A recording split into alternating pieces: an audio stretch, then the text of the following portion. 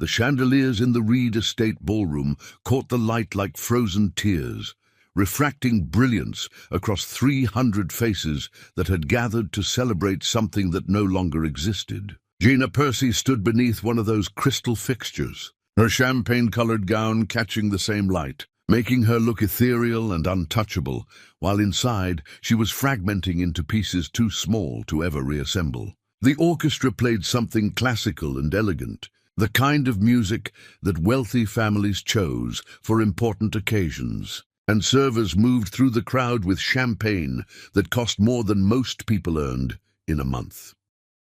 Nathan Reed, her husband, stood at the mahogany podium that had been erected specifically for speeches, his hand resting possessively on the shoulder of a woman Gina had never seen before. The woman glowed with that particular radiance that needed no explanation, her silk dress draped carefully over the unmistakable curve of life growing beneath it. Gina watched her husband's fingers curl against the fabric of the woman's sleeve, protective and proud, and felt something vital inside her chest simply stop beating.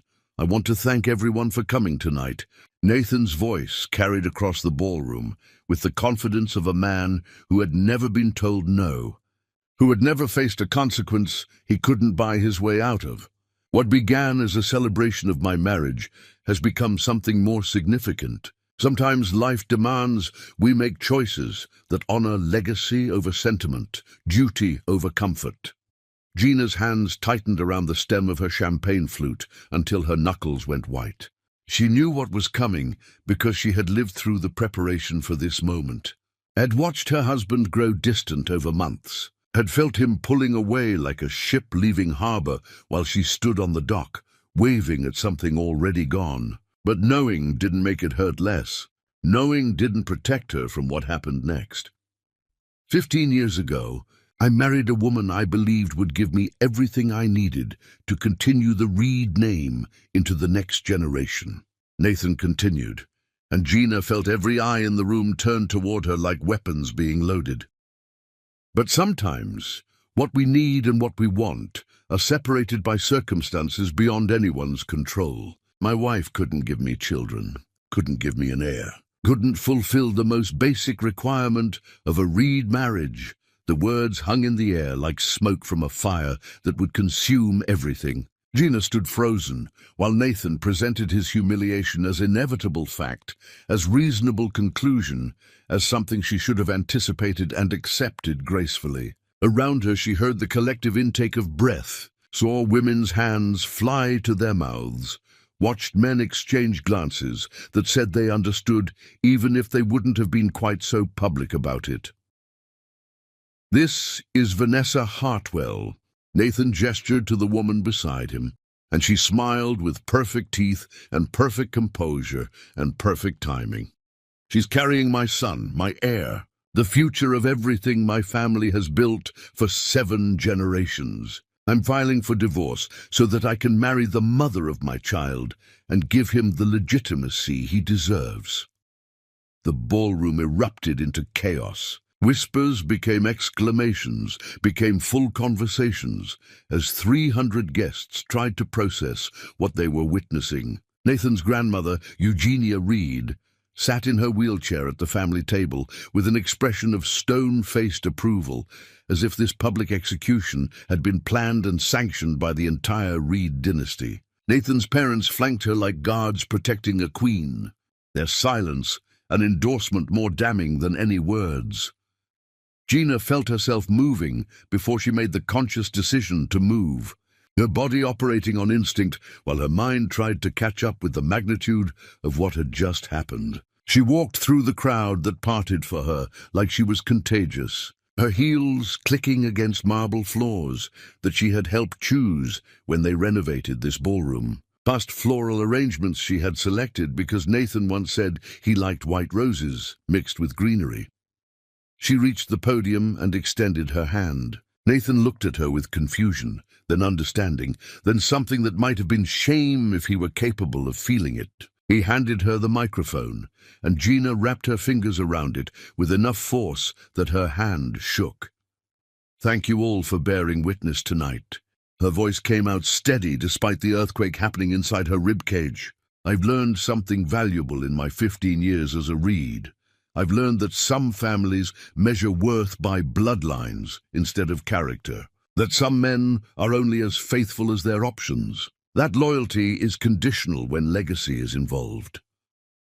She turned to look at Vanessa Hartwell, really look at her, seeing the calculation behind the practiced sympathy in the woman's eyes.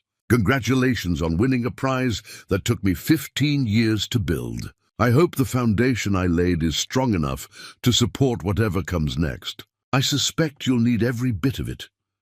Gina placed the microphone on the podium with deliberate care, then removed both wedding rings from her finger. The engagement ring had been Nathan's grandmother's, a family heirloom passed down through generations of Reed women who had all learned to swallow their disappointments with champagne and good breeding. The wedding band had been custom designed, engraved with words that meant nothing now. She set them both beside the 7-tier anniversary cake that she had designed herself, spending hours with the baker to get every detail perfect, not knowing she was creating a monument to her own destruction. Mrs. Reed, Eugenia's voice cut through the chaos like a blade finding flesh. You should have known better than to think you could keep a Reed man without giving him what every Reed woman has provided for 7 generations. This failure is yours to carry. Gina turned to face the wheelchair-bound matriarch who had never liked her, who had spent 15 years making clear that Gina was tolerated, but never truly accepted into the family. She walked to the old woman's table and leaned down until they were face to face, close enough that only Eugenia could hear her next words. I hope your heir brings you everything you deserve. Then she straightened, smoothed down her champagne gown one final time, and walked out of the Reed estate ballroom with her head high and her heart in ruins. Behind her she heard the explosion of conversation, heard someone calling her name, heard the sound of her life ending while an orchestra continued playing because no one had thought to tell them to stop. She made it to her car before the shaking started, before her hands trembled so badly she could barely fit the key into the ignition. She drove away from the estate, away from the city where everyone knew her as Nathan Reed's wife, away from everything she had built over 15 years of believing that love and partnership mattered more than biology. She didn't stop driving until her phone had 12 missed calls and the city lights were just aglow in her rearview mirror. The medical report in her purse felt like it weighed 1,000 pounds.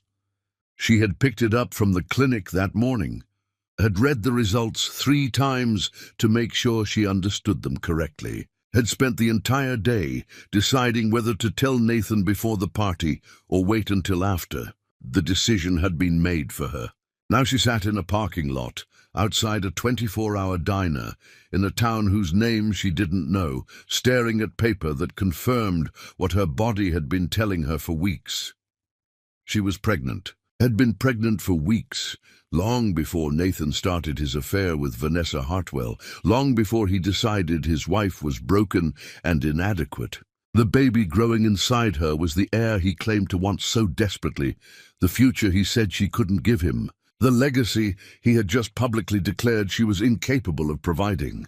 Gina pressed her hand against her stomach, feeling nothing yet but knowing everything had changed. She thought about walking back into that ballroom and throwing the report at Nathan's feet, watching his face when he realized what he had done, forcing him to confront the magnitude of his mistake. She imagined the satisfaction of that moment, the vindication, the justice. Then she thought about her child growing up under the shadow of that moment, forever marked as the baby that came too late, the heir that only existed to prove a point. She thought about raising a son or daughter in the Reed family dynasty, surrounded by people who measured worth by bloodline and saw children as obligations rather than blessings. She thought about Eugenia's cold eyes and Nathan's casual cruelty and Vanessa's calculated smile. Gina made a decision that would echo through the rest of their lives. She would disappear. She would take her settlement money and her baby and her broken heart, and she would build a life somewhere Nathan Reed would never think to look. She would protect her child from ever knowing the father who had rejected them before knowing they existed. She would become someone new, someone stronger, someone who didn't need validation from people who had never truly valued her. The medical report went into her purse. The champagne gown would be donated to a thrift store in the morning. The name Gina Percy Reed would be erased from every document and directory and social media account she could control. By the time Nathan realized what he had lost, she would be gone so completely that even his money couldn't find her. She started the car and pulled back onto the highway, driving toward a future that terrified and liberated her in equal measure. Behind her, Nathan Reed was probably celebrating with his pregnant mistress, accepting congratulations from guests who thought they understood what they had witnessed. He had no idea that the wife he had publicly humiliated was carrying the exact thing he claimed she could never give him. And if Gina had anything to say about it, he would never know. Chapter 2. The Unraveling. Morning came to the Reed estate like judgment, harsh and unforgiving, turning everything from romantic fairy tale to cold reality in the span of darkness to daylight. Nathan woke in Vanessa's penthouse apartment with a headache that pounded behind his eyes and a sensation in his chest that felt like drowning on dry land. His phone lay on the nightstand, screen dark, and when he picked it up he found it heavy with messages he didn't want to read. 200 calls, more texts than he could count, emails from people whose names he recognized, but whose concern felt hollow and performative. His assistant had sent 17 increasingly frantic messages about interview requests from gossip columns and society reporters. His lawyer had called 6 times with the same message each time: "We need to talk about damage control." But there was nothing from Gina. No angry texts, no tearful voicemails, no demands for explanation or apology. Just silence, vast and complete, like she had simply ceased to exist the moment she walked out of the ballroom. Vanessa stirred beside him, her hand moving to rest on the curve of her belly, in a gesture he was learning she made constantly, always drawing attention to the life she carried, always reminding him of why they were together. She smiled at him with sleep-soft features and murmured something about breakfast, and Nathan felt a surge of resentment so sharp it shocked him. This wasn't how he had imagined his morning would feel. This wasn't the relief and rightness he expected after making such a definitive choice. The knock on the penthouse door came before he could process these unwelcome thoughts, sharp and authoritative, followed by his mother's voice, announcing that they were coming in whether Vanessa was decent or not. Nathan barely had time to pull on clothes before his entire family swept into the apartment like an invading army, his grandmother in her wheelchair pushed by a nurse, his parents dressed in formal clothes despite the early hour, his father's face set in lines that promised difficult conversations.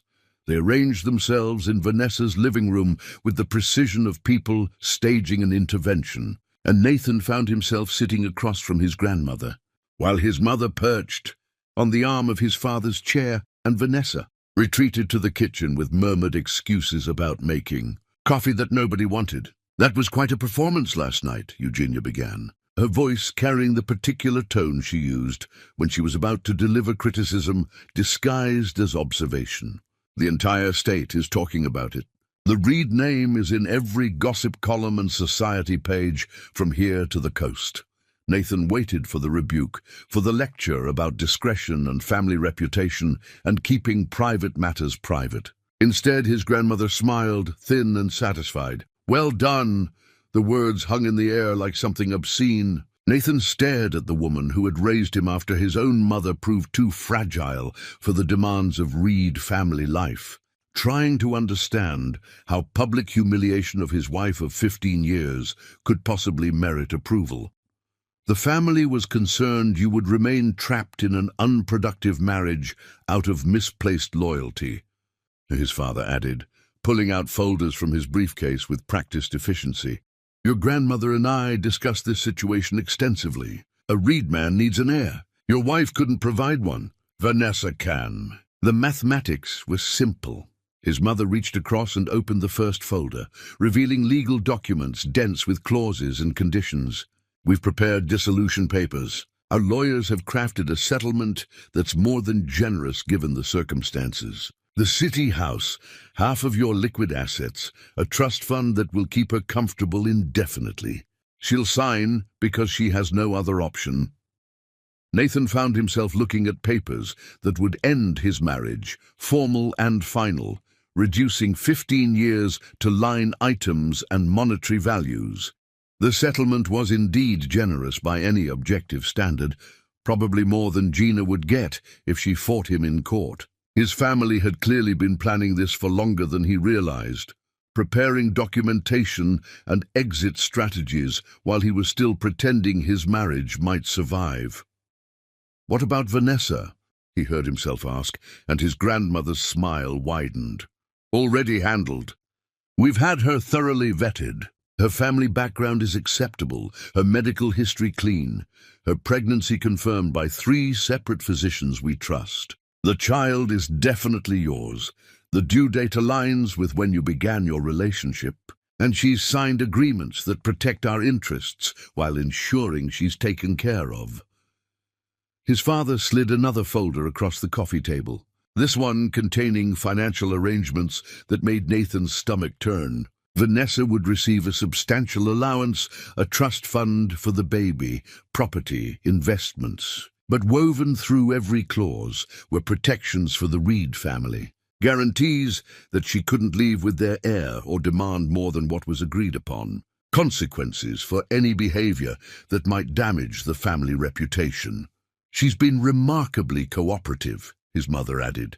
"Very understanding about the realities of marrying into a family like ours. The prenuptial agreement is already prepared for your signature." Nathan felt like he was watching this conversation from outside his body, observing a stranger who looked like him, but was making decisions without his input. When had all this been arranged? While he was working late, believing he was building towards something? While he was with Vanessa, thinking he was choosing his own path? How many of his choices had actually been his choices, and how many had been carefully orchestrated by people who had spent generations maintaining power through strategic breeding? "What if I don't sign?" he asked, and the room went very still. Eugenia leaned forward in her wheelchair, fixing him with eyes that had watched empires rise and fall, that had outlasted 2 husbands and countless rivals.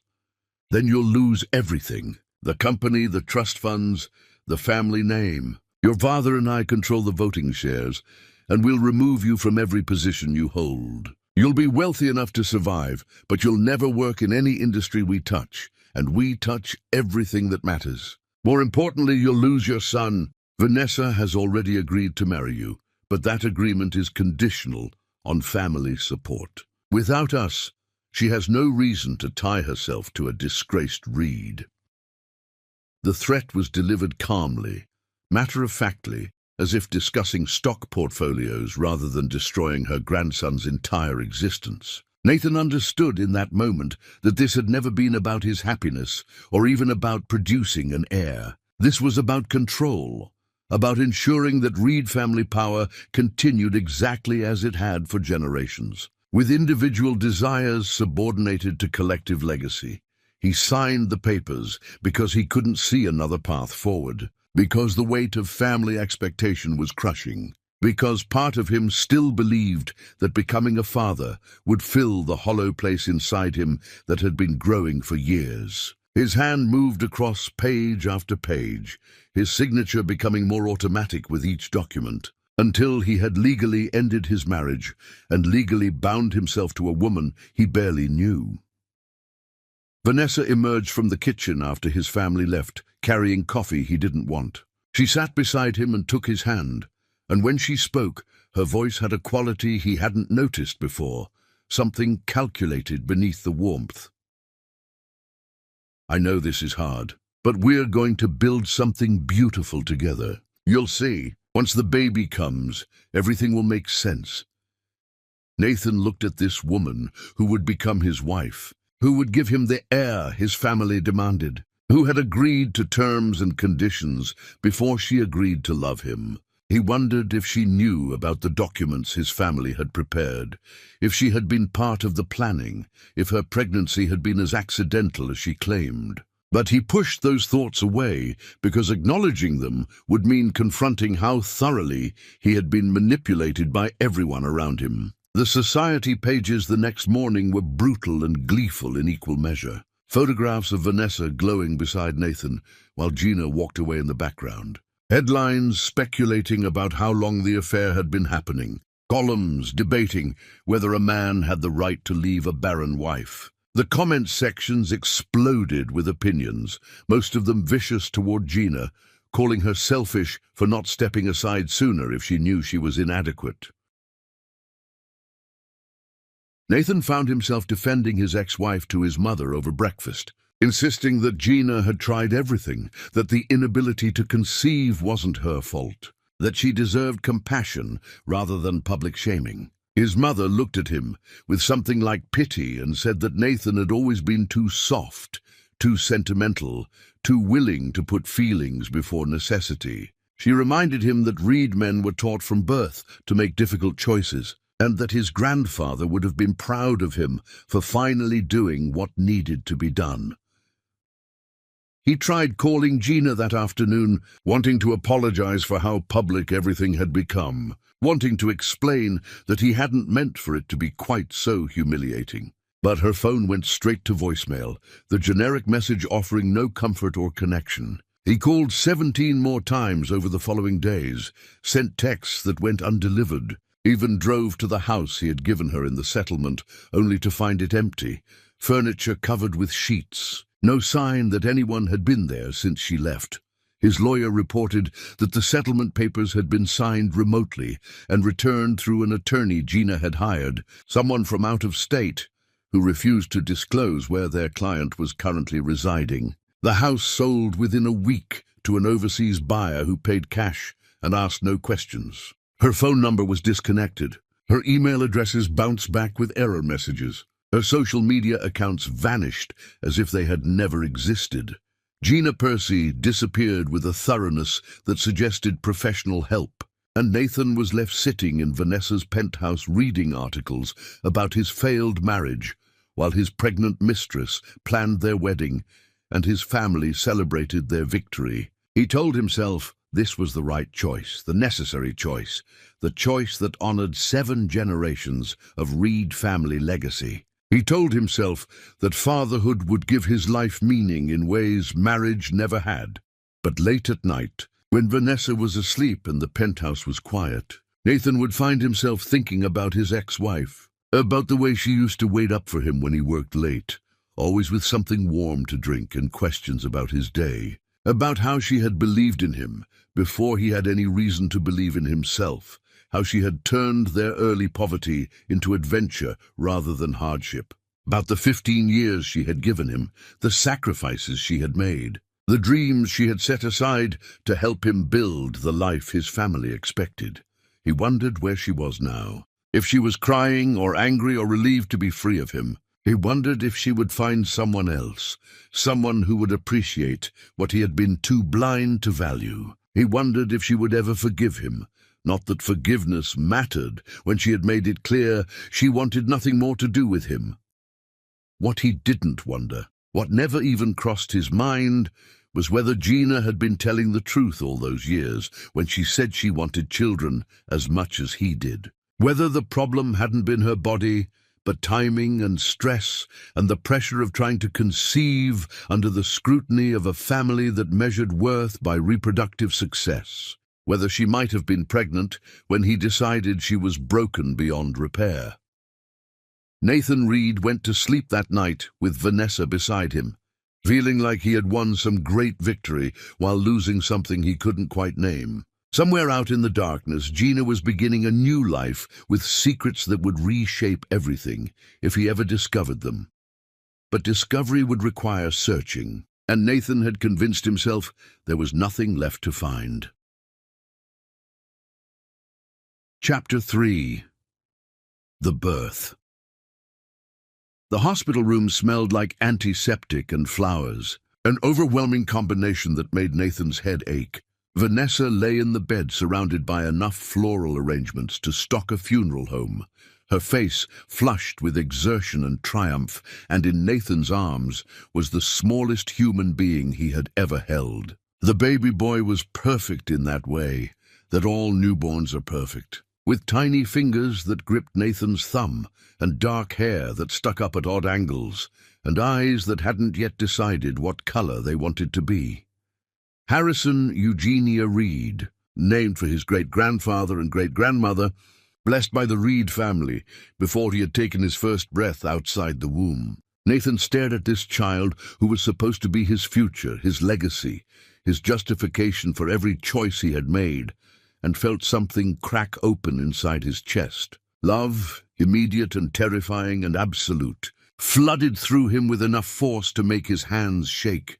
"He's beautiful," his mother breathed, leaning over Nathan's shoulder to examine her grandson. "He has your father's nose. And my eyes, I think." "Yes, definitely my eyes." Eugenia wept from her wheelchair, actual tears streaming down her weathered face, the first emotion Nathan had seen from her since his grandfather died. She reached out with trembling hands to touch Harrison's cheek, and when she spoke, her voice cracked with feeling.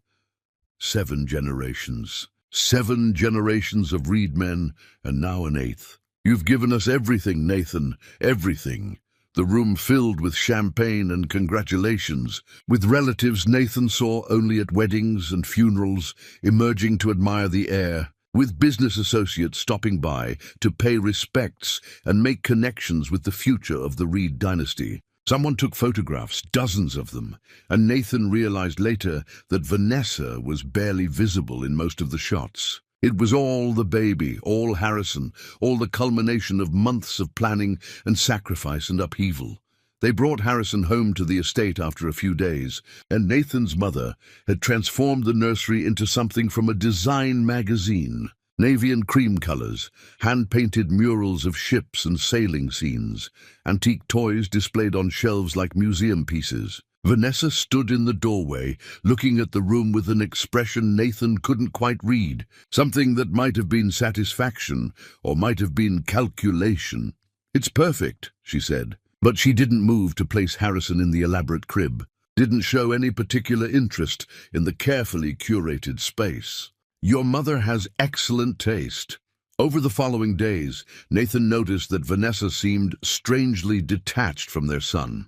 She would feed him when necessary, change him when required, hold him when guests were present. But there was no tenderness in the gestures, no natural maternal instinct that Nathan had assumed would emerge after birth. When Harrison cried, she would hand him to Nathan or to one of the nurses his mother had hired, always with excuses about being tired or overwhelmed or needing a moment to herself. Nathan told himself this was normal, that Vanessa was adjusting to motherhood, that some women needed more time to bond with their babies than others. He threw himself into fatherhood with devotion that surprised everyone, including himself. He learned how to change diapers and warm bottles and interpret different types of cries. He spent hours in the nursery holding Harrison, talking to him about nothing and everything, making promises about the future they would build together. The christening party was larger than his wedding had been, with half the state's elite attending to witness Harrison Eugenia Reed being officially welcomed into the family and into the church. Nathan stood at the altar holding his son, feeling the weight of 7 generations of Reed men pressing down on his shoulders, understanding for the first time what his family meant when they talked about legacy. This wasn't just a baby. This was the future of everything his grandfather had built, everything his father had maintained. Everything Nathan was responsible for continuing. His grandmother gave a speech that brought many guests to tears, talking about her late husband and how proud he would have been to see another Reed boy carrying on the family name. She spoke about duty and sacrifice and the importance of making choices that honored the past while building the future. Several people glanced at Nathan during this speech, their expressions suggesting they understood she was talking about more than just general family values. Vanessa stood beside, Nathan looking radiant in designer clothes that his mother had purchased for the occasion, playing the role of devoted mother with practiced perfection. She smiled for photographs, accepted congratulations gracefully, held Harrison when appropriate, and handed him off when convenient. To anyone watching, they looked like the ideal family, the perfect continuation of the Reed dynasty. That night, after the guests had left and the estate had returned to quiet, Nathan sat alone in the nursery watching Harrison sleep. The baby lay in his elaborate crib, surrounded by navy and cream luxury, completely unaware of the expectations already being placed on his tiny shoulders. Nathan wondered if this was how his own father had felt, looking at a newborn son and seeing not a person, but a responsibility, not a child, but a dynasty. He picked up his phone and scrolled to Gina's number, still saved in his contacts, even though it had been disconnected for months. His thumb hovered over the call button, and he almost pressed it before Vanessa appeared in the nursery doorway asking if he was coming to bed. He put the phone away and told himself that whatever guilt he felt about his ex-wife was just exhaustion and adjustment, that it would fade once he settled into his new life. Harrison developed a fever during the night, sudden and high enough to terrify Nathan into immediate action. They rushed back to the hospital, and Nathan held his son while doctors examined him, while nurses drew blood, while machines beeped and monitors displayed numbers Nathan didn't understand. Vanessa stayed in the waiting room, claiming she couldn't bear to watch Harrison being poked with needles, and Nathan found himself alone with their son during the worst moments. The pediatrician ordered routine blood work to check for infections, and Nathan signed consent forms without reading them, because all he cared about was making sure Harrison would be all right. The test showed a virus, nothing serious, something that would resolve with fluids and rest. They brought Harrison home after a few days, and Nathan barely slept, checking on the baby every hour to make sure he was still breathing, still fever-free, still alive. The call from the hospital came on a Tuesday afternoon, almost a week after Harrison's fever had broken. The genetic counselor's office requested a meeting with both Nathan and Vanessa to discuss some unexpected findings from the blood work. The secretary was very clear that both parents needed to be present, that this was a matter requiring immediate attention, that the conversation needed to happen in person rather than over the phone. Nathan assumed it was about some hereditary condition in his family, maybe something with the heart that ran through his father's line, or the arthritis that plagued his grandmother. He told Vanessa about the appointment while feeding Harrison a bottle, and she went very still, her face losing color in a way that should have warned him. They probably found nothing important, she said, her voice too careful, too controlled. Genetic counselors always want to discuss things in person, even when it's minor. Nathan agreed because he had no reason to suspect otherwise, no reason to think that a routine blood test would reveal anything except standard medical information. He scheduled the appointment for that afternoon, arranged for his mother to watch Harrison, drove to the hospital with Vanessa silent beside him in the passenger seat. The genetic counselor was a woman with sympathetic eyes and careful hands. The kind of person trained to deliver bad news gently. She invited them to sit, offered water they didn't want, opened a file that looked far too thick for a simple consultation. When she spoke, her voice was professionally neutral, designed not to convey judgment or opinion. During the routine blood work for Harrison's illness, our lab noticed something unusual about his blood type. We ran additional tests to confirm, and the results are definitive. She slid papers across the desk, charts filled with information Nathan didn't understand, columns of letters and numbers that meant nothing to him. Mr. Reed, based on your blood type and the baby's blood type, it's genetically impossible for you to be Harrison's biological father. The words landed like explosives in a space too small to contain their blast. Nathan read the papers once, twice, 3 times, his brain refusing to process what his eyes were seeing. Terms like paternity exclusion and genetic impossibility swam across the page, all of them pointing to one inescapable conclusion. Harrison wasn't his son.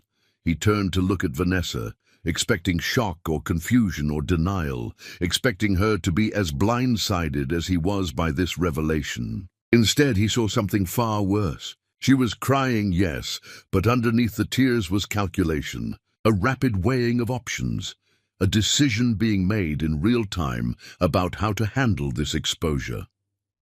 "Nathan, I can explain," she started, and he felt his entire world tilt sideways. The genetic counselor excused herself with murmured words about privacy, leaving them alone in an office that suddenly felt airless. Vanessa reached for Nathan's hand, but he jerked away, unable to bear the thought of her touching him, while his brain tried to process the magnitude of what he had just learned. "I was seeing someone else when we first got together." Vanessa's words came fast, rehearsed, like she had been preparing this confession for months. "I didn't know I was pregnant until after we'd already started our affair. I made a choice, Nathan. I looked at you and I looked at him, and I chose you. I chose your family, your life, your future.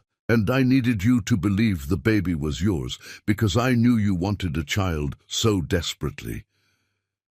Nathan stood up so fast, his chair fell backward, the crash loud in the small space. "You lied. You've been lying for months. You let me end my marriage. You let me humiliate my wife in front of hundreds of people. You let me believe I was going to be a father when you knew the baby wasn't mine. But you are his father," Vanessa insisted, standing to face him. "Biology doesn't matter. You're the one who feeds him and changes him and holds him when he cries. The other man doesn't know, doesn't care, isn't in the picture at all. Harrison is yours in every way that matters." The fury that rose in Nathan was unlike anything he had ever experienced, white-hot and consuming, threatening to turn him into someone he didn't recognize. He thought about the anniversary party, about Gina walking out of that ballroom with her dignity intact while he stood beside a liar. He thought about signing divorce papers and dissolution agreements and trusts and settlements, all based on a fiction. He thought about his grandmother weeping over a great-grandson who wasn't actually part of their bloodline, about the christening party where they celebrated a Reed heir who carried no Reed blood.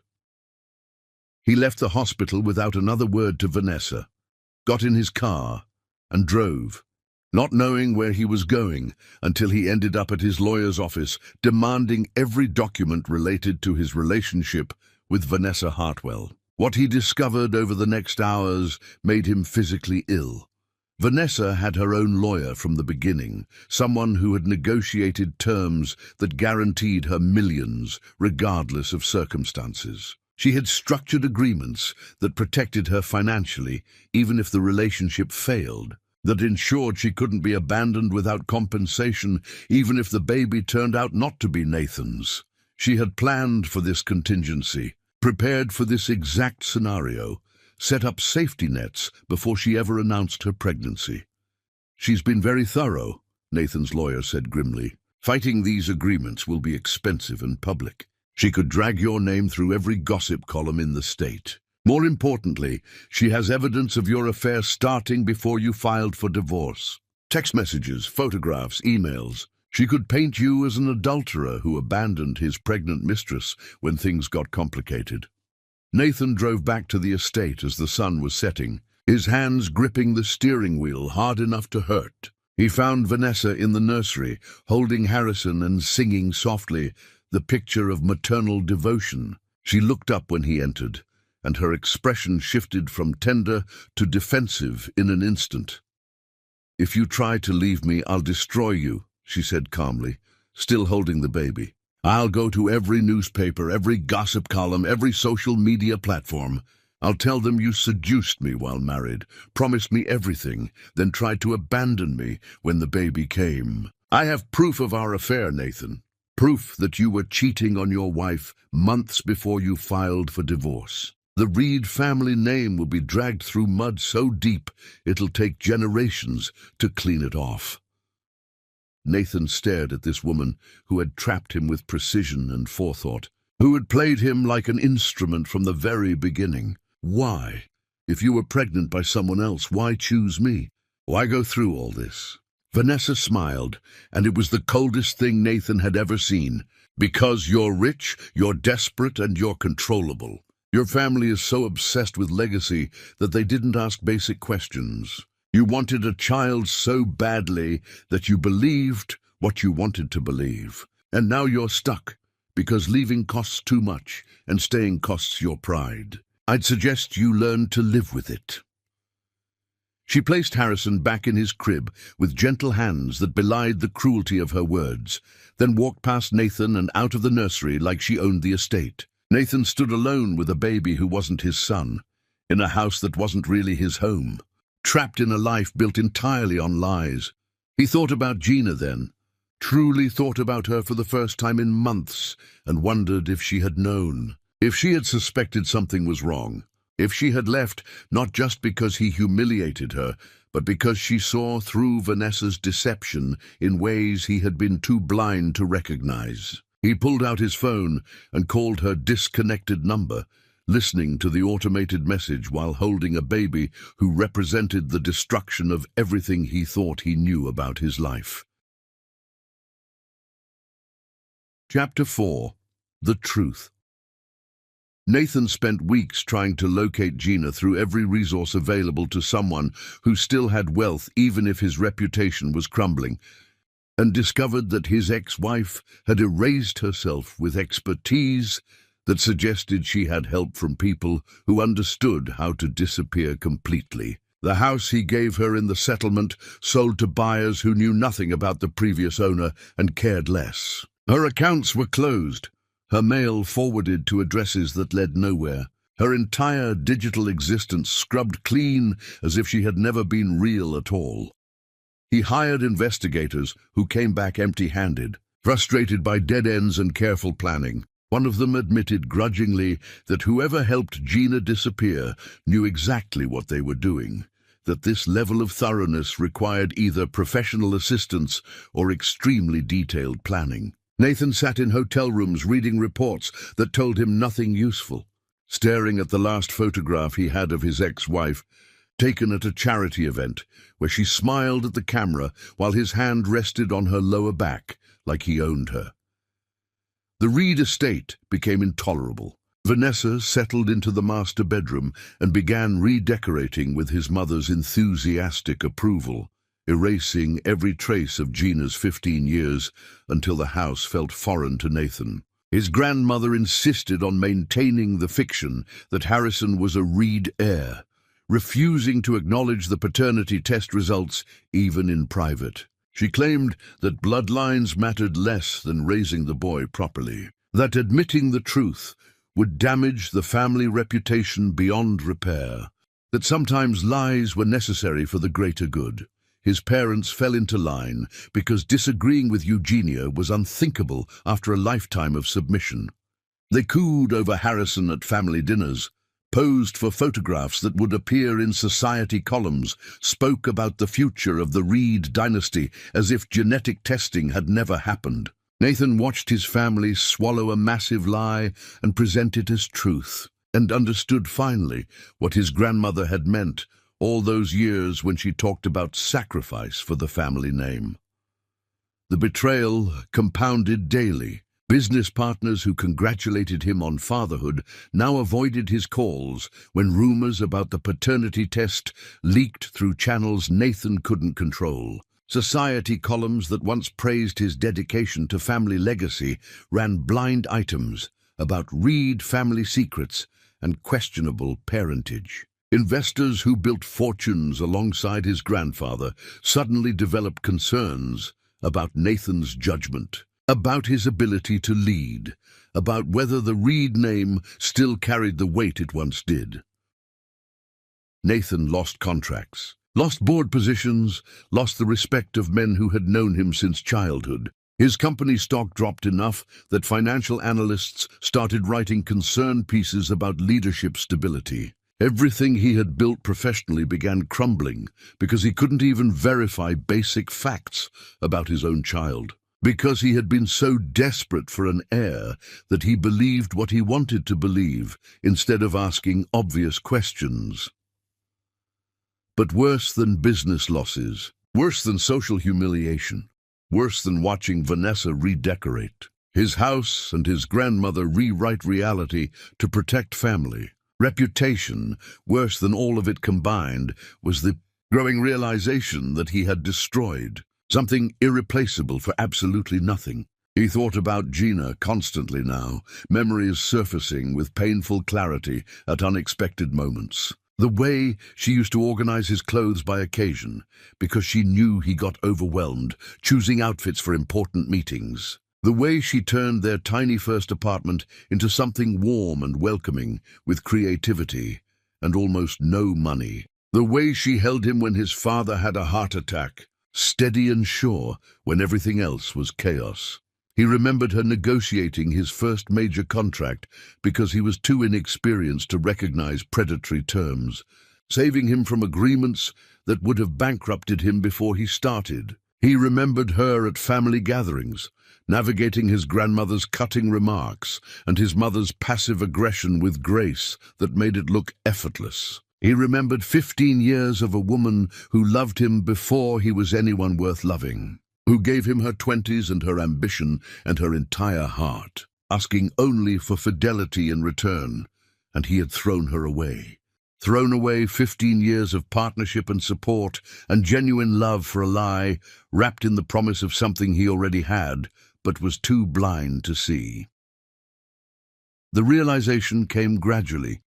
Then all at once, on a night when Nathan was searching through old emails, looking for something unrelated, and found messages from Gina to a doctor about fertility treatments. She had been trying, had scheduled appointments, had taken medications that made her sick, all while pretending everything was fine because she didn't want him to feel guilty or pressured. She had carried the burden of their childlessness alone, protecting him from the pain of it. And he had repaid her devotion by calling her broken in front of everyone they knew. Nathan sat in his hotel room, staring at email after email, documenting her quiet suffering, and something inside him simply shattered. He called her disconnected number and left a voicemail even though he knew it wouldn't be delivered. Just talked into the void about how sorry he was, how he understood now what he had done, how he would give anything to undo the anniversary party. His lawyer called the next morning with information that made Nathan's hands shake while reading. They found a paper trail, charitable donations from one of Gina's trust accounts to a children's hospital in a mountain town. The donations were recent, ongoing, substantial enough to suggest she had established herself in the area. The lawyer hesitated before sharing the final detail, then said the donations were made in honor of someone named Reed, first name only. No other information.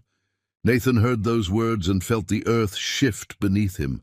Reed. She was honoring someone named Reed with charitable donations to a children's hospital. The timing aligned perfectly.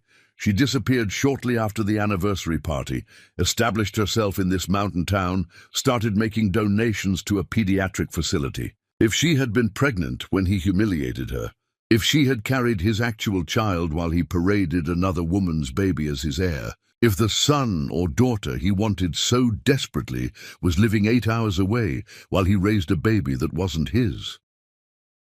The math was simple and devastating. If Gina conceived in the months before the anniversary party, she would have given birth in the months after her disappearance. The child would be young now, preschool age perhaps, living in a town Nathan had never heard of, with a mother who had every reason to keep him away. The donations in honor of someone named Reed could be memorial, or could be celebration, or could be acknowledgement of a child who bore the family name despite having no connection to the family itself. Nathan made a decision his lawyer called inadvisable and his family would call reckless. He was going to that mountain town, and he was going to find his ex-wife, and he was going to discover whether the heir his family wanted so desperately was already born and hidden away where they could never touch him.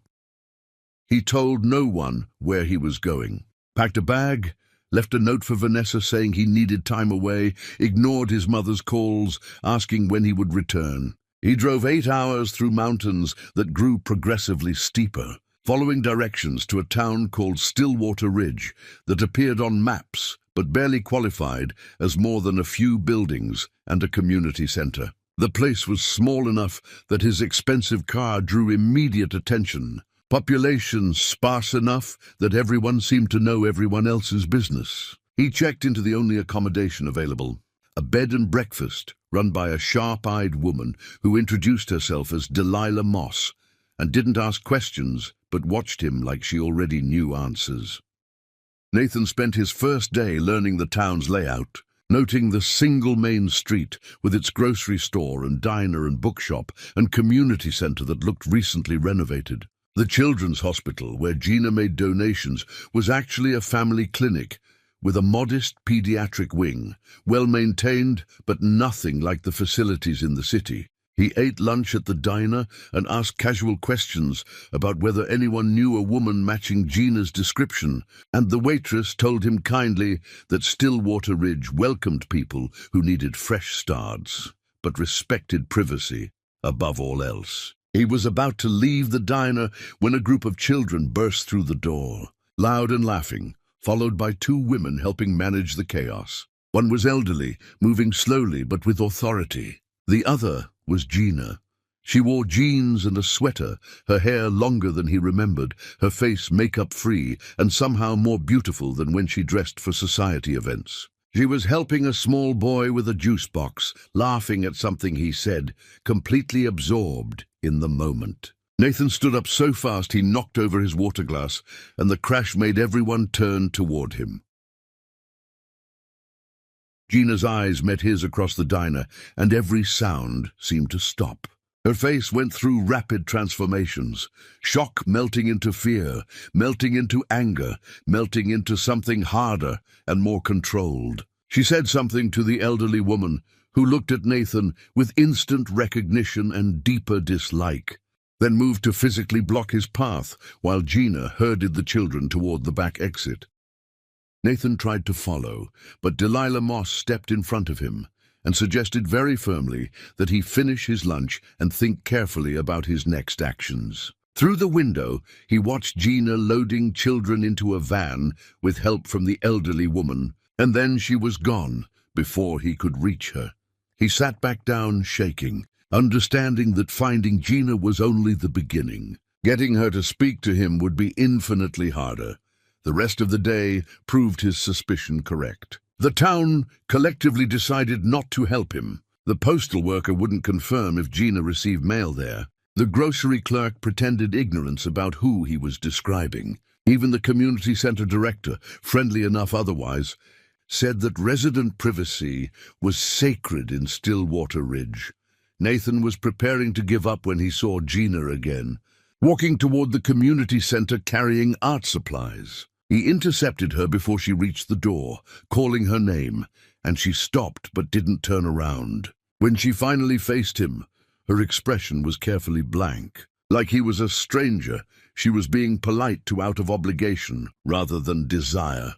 He started to apologize, to explain, to beg for a chance to make things right. She cut him off with a voice that could have frozen fire.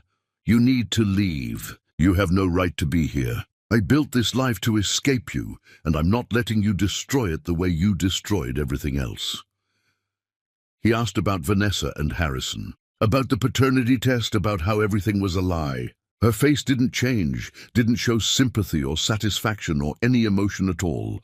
"I don't care what happened after I left. I don't care about your problems or your excuses or your regrets. You chose to believe a stranger over your wife. You chose to humiliate me in front of everyone who mattered. You chose cruelty when you could have chosen faith."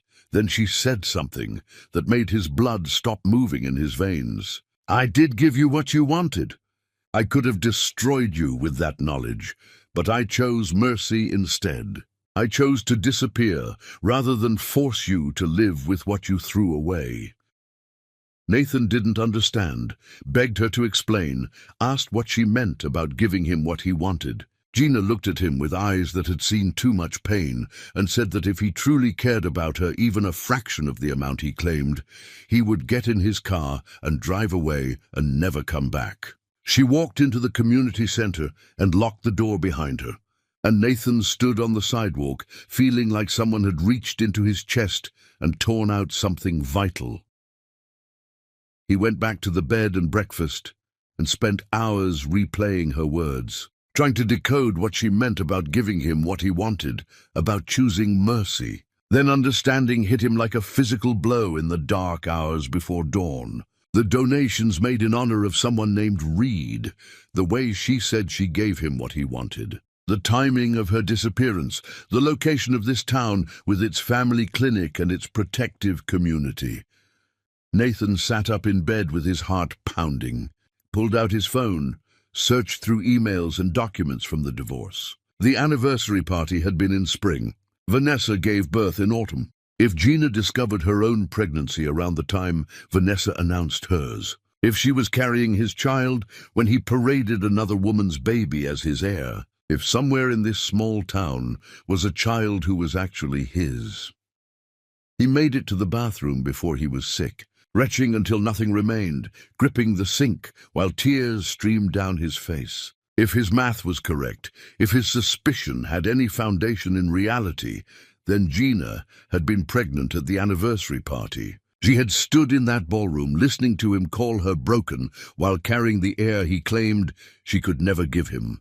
She had walked away, knowing she was protecting their child from the family that had rejected them both.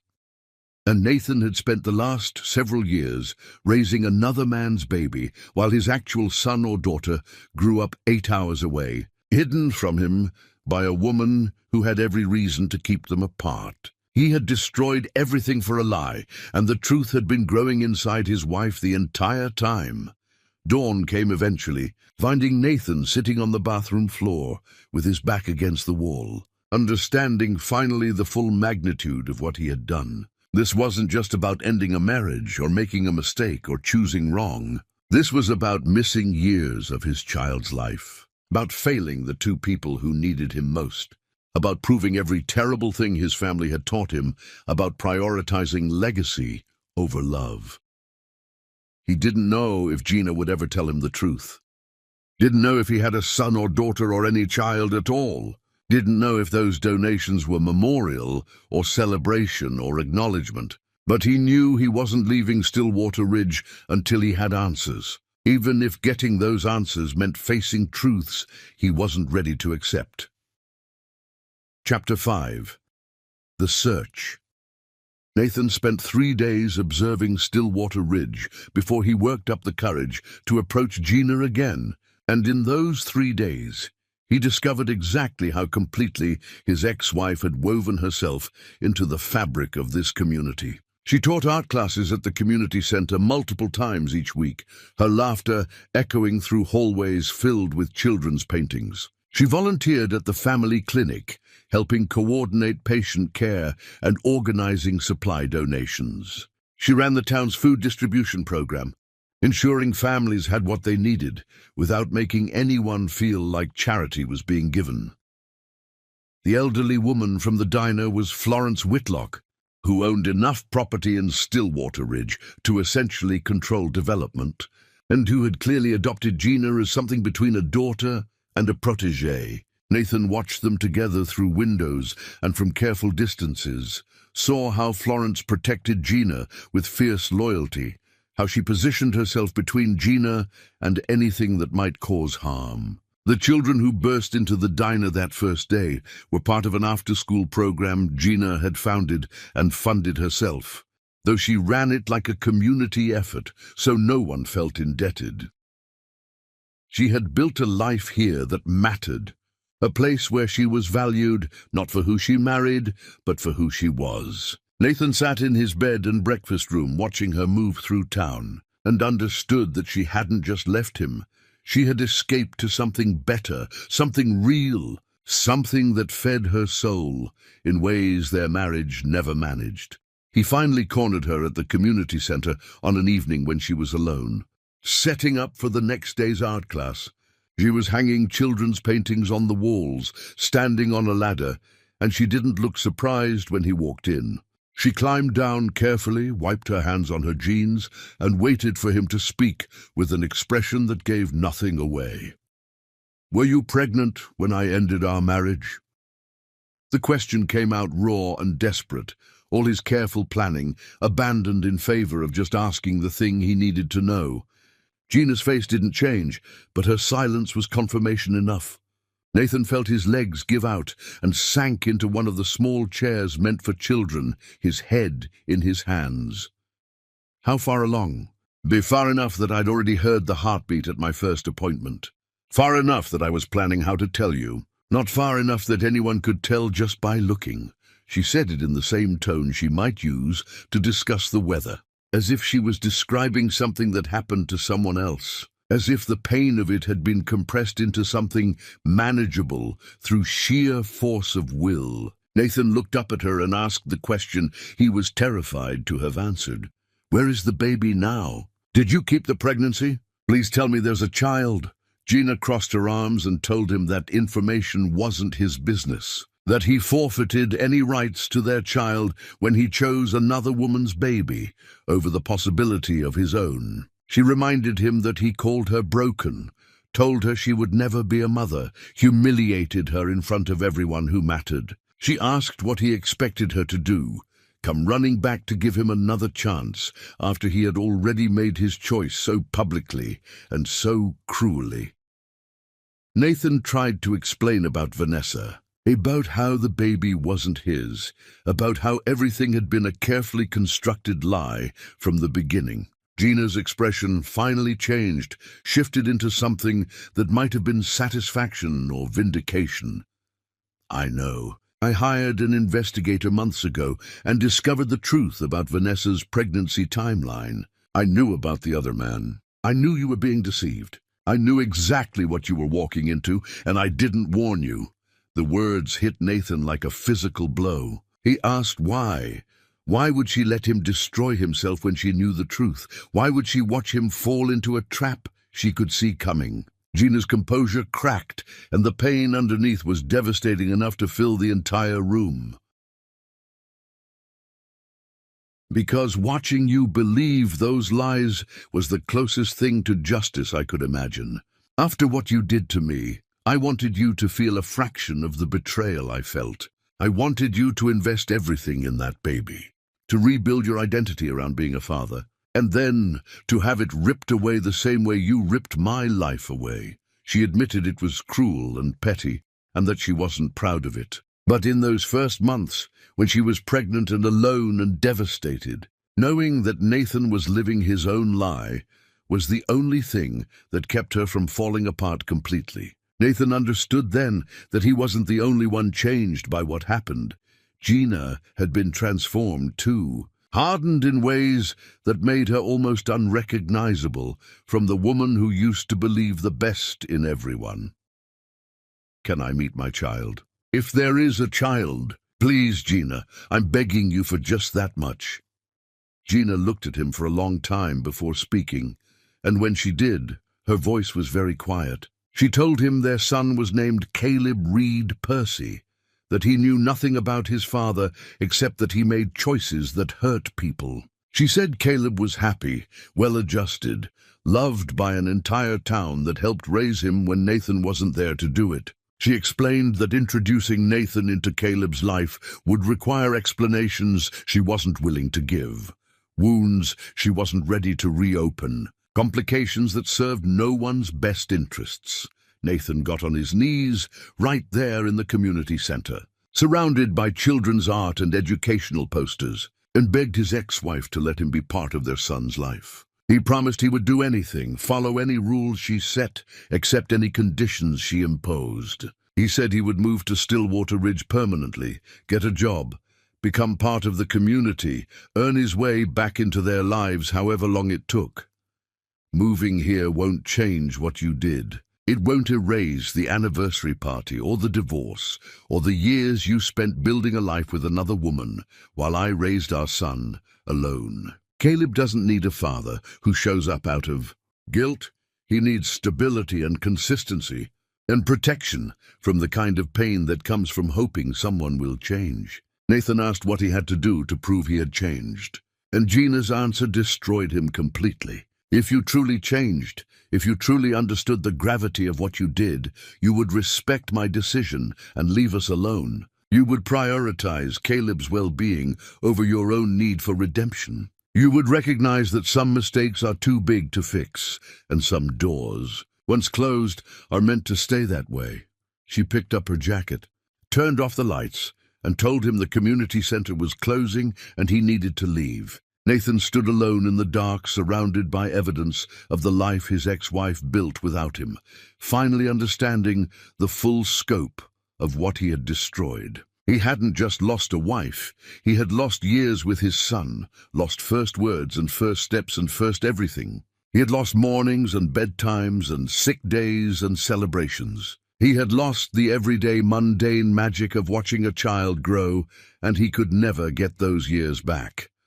The most devastating part was that Gina was right. If he truly loved them, if he truly wanted what was best for Caleb, the most loving thing he could do was walk away and let them have the peace they had built without him. A better man, a changed man, a man who had actually learned from his mistakes, would respect that boundary and leave them alone. Nathan Reed was not yet that man, but standing in that dark community center, he decided he would become him. He would stay in Stillwater Ridge and prove through actions, instead of words, that he was capable of change. He would earn the right to know his son, even if it took years, even if Gina never forgave him, even if all he ever got was the chance to watch Caleb from a distance and know he was happy. The next morning, Nathan went to the only construction company in town and asked for a job. The owner, Russell Penn, looked at his expensive clothes and soft hands and laughed outright. Nathan explained that he would do any work Penn was willing to assign, that he needed to stay in Stillwater Ridge and needed employment to do it, that he understood he had no experience but was willing to learn. Penn studied him for a long moment, then offered him the worst job available, hauling materials and cleaning job sites for barely enough money to cover rent and food. Nathan accepted without hesitation. Penn told him to show up at dawn the next morning and to bring gloves because his hands were going to blister before the first day ended. Nathan rented a small apartment above the bookshop owned by a man named Vincent Tallow, who charged him twice the normal rate because he knew Nathan could afford it and wanted to test whether this was genuine commitment or temporary fantasy. Nathan paid the inflated rent and moved his belongings into a space smaller than his closet at the Reed estate.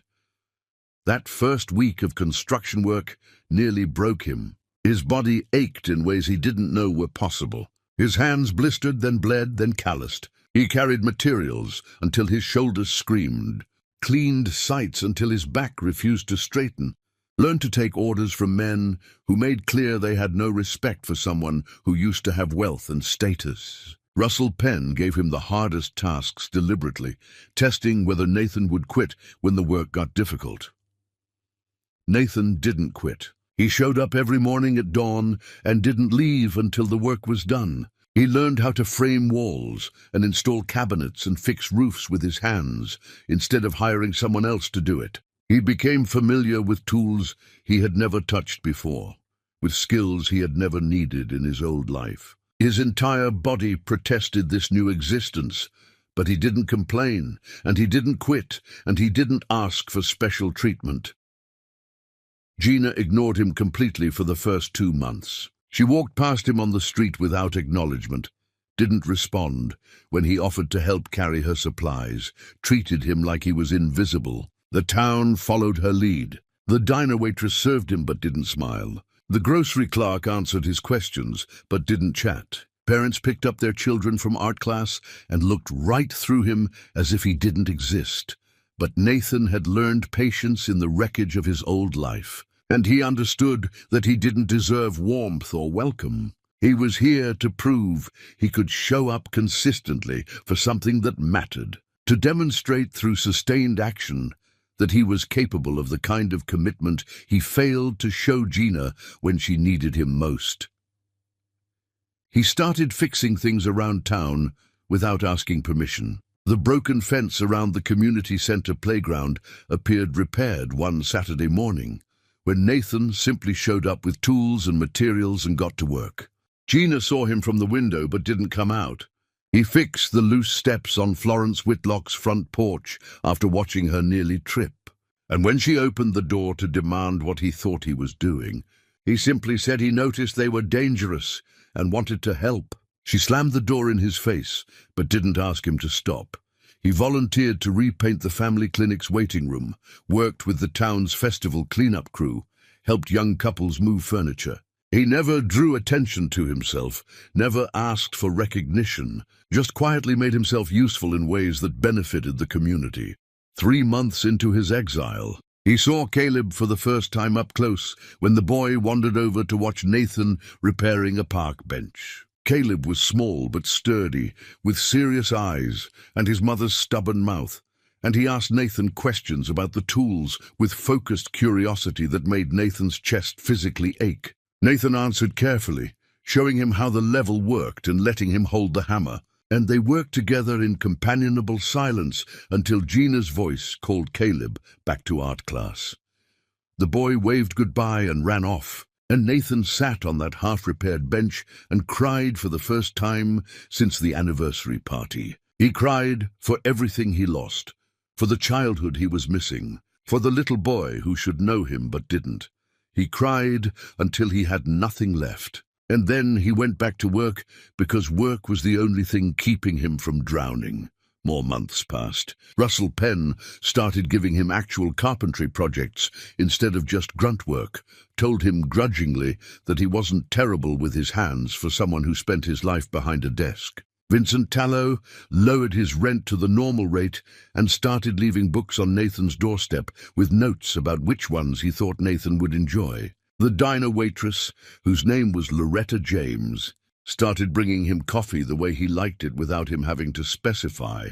Slowly, incrementally, the town began to accept that Nathan Reed wasn't leaving and that maybe his penance was genuine.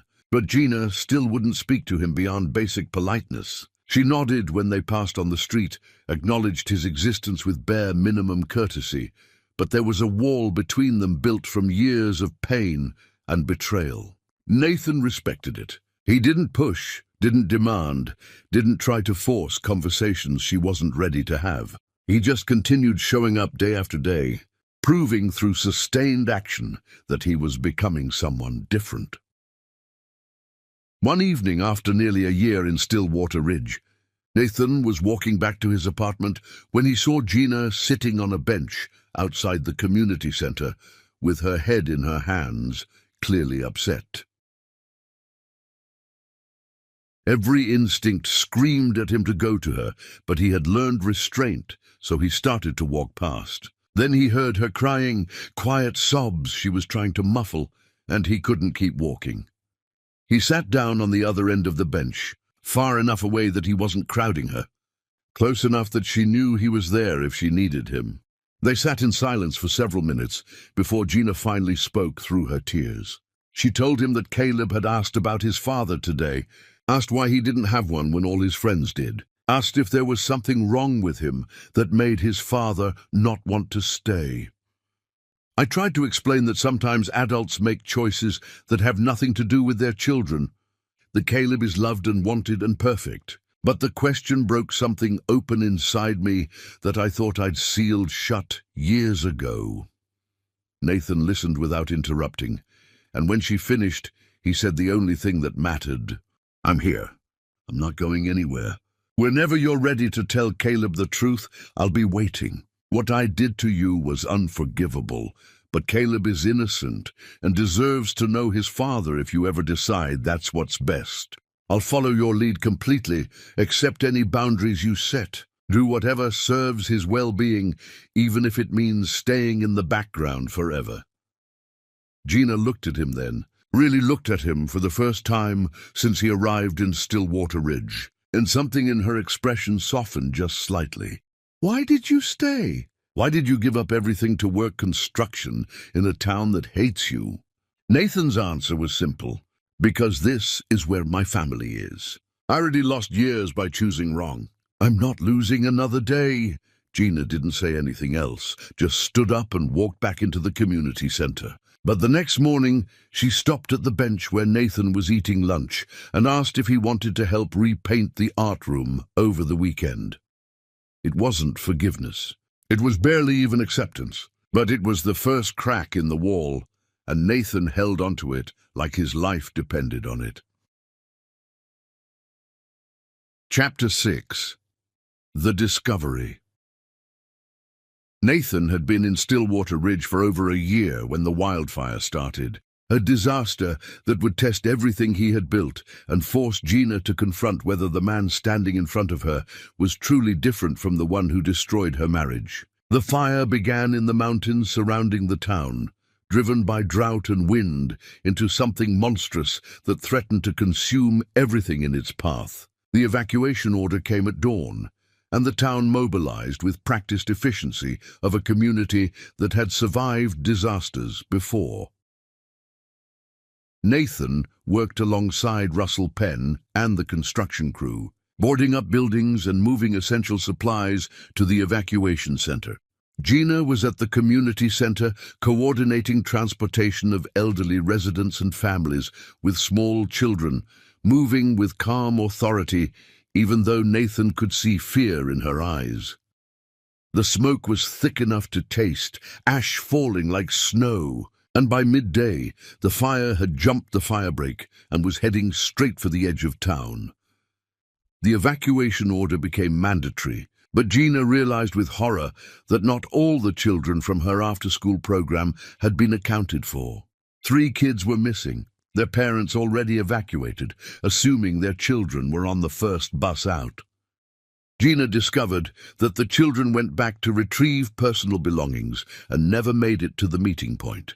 She told Florence Whitlock to finish loading the bus and took off running toward the residential area now directly in the fire's path. Nathan saw her go, understood immediately what she was doing, and followed without hesitation. He caught up to her 3 blocks from the community center, grabbed her arm, and demanded to know what she was thinking. She jerked away and told him that one of the kids was terrified of fire, that the others were too young to understand what was happening, that she wasn't leaving 3 children to die because adults made evacuation mistakes. Then we move faster if we split up. Tell me which houses to check. They separated, running through smoke that was getting thicker by the minute, calling names, checking hiding spots. Nathan found 2 of the children cowering in their basement, too scared to come out, even with the fire approaching. He had to physically carry them both, one under each arm, back toward the evacuation point. Gina found the 3rd child hiding in his treehouse, frozen with fear, the fire now visible over the roofline of his house. She climbed up, talked him down with a calmness she didn't feel, and they made it to the street, just as Nathan appeared with the other 2 children. The fire was less than 2 blocks away now, and they could hear trees exploding from the heat. They ran, Nathan carrying 1 child while pushing another ahead of him, Gina with the 3rd in her arms. They made it to the evacuation bus just as it was about to leave, the driver holding the doors open while screaming at them to hurry. They piled in, gasping and coughing, and the bus pulled away just as the fire reached the buildings they had been searching. The children cried against Gina and Nathan, and the other passengers stared at them with expressions that shifted from judgment to grudging respect. That night in the emergency shelter set up in the next town over, Gina found Nathan sitting outside watching the orange glow on the horizon where Stillwater Ridge was burning. She sat down beside him without speaking, and they watched together as firefighters battled to save their town. The silence between them was different now, not hostile or painful, but companionable in the way of people who had been through something terrible together and survived. "What you did today," Gina finally spoke, "running into a burning town to save children you don't even know. The old Nathan would never have done that. The man I married was good, but he was also protected by wealth and privilege in ways that made him fundamentally separate from other people's suffering. Nathan listened, afraid to speak and break whatever was happening. Gina continued, telling him that she had watched him for over a year, trying to prove he had changed, and she had resisted believing it because believing would mean risking getting hurt again. But she was tired of being afraid, tired of punishing him when he was clearly punishing himself more effectively than she ever could. Tired of denying Caleb the chance to know his father because she was too wounded to take the risk. When the evacuation order came, my first instinct was to find you, because some part of me knew you would help. That instinct terrifies me because it means I still trust you in ways I don't want to trust anyone. Nathan finally spoke, his voice rough from smoke and emotion. I don't expect forgiveness. I don't think I deserve it. I don't even know if I'm capable of being the man you and Caleb need. But I want to try. I want the chance to prove that the last year wasn't a performance, but a transformation. I want to be there for the everyday, boring parts of parenting, not just the dramatic rescues. Gina looked at him. This man who gave up an empire to work construction in a town that hated him, who ran into a wildfire without hesitation to save children who weren't his. Caleb's birthday's coming soon.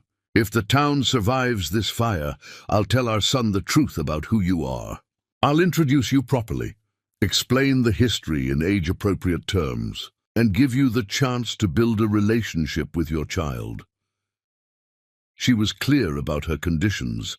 Nathan would respect her authority as Caleb's primary parent, would follow her lead on all decisions regarding their son, would understand that being a father was a privilege he would have to earn every single day. Nathan agreed to everything without hesitation, and they shook hands like they were sealing a business deal because neither of them was ready yet for more intimate gestures.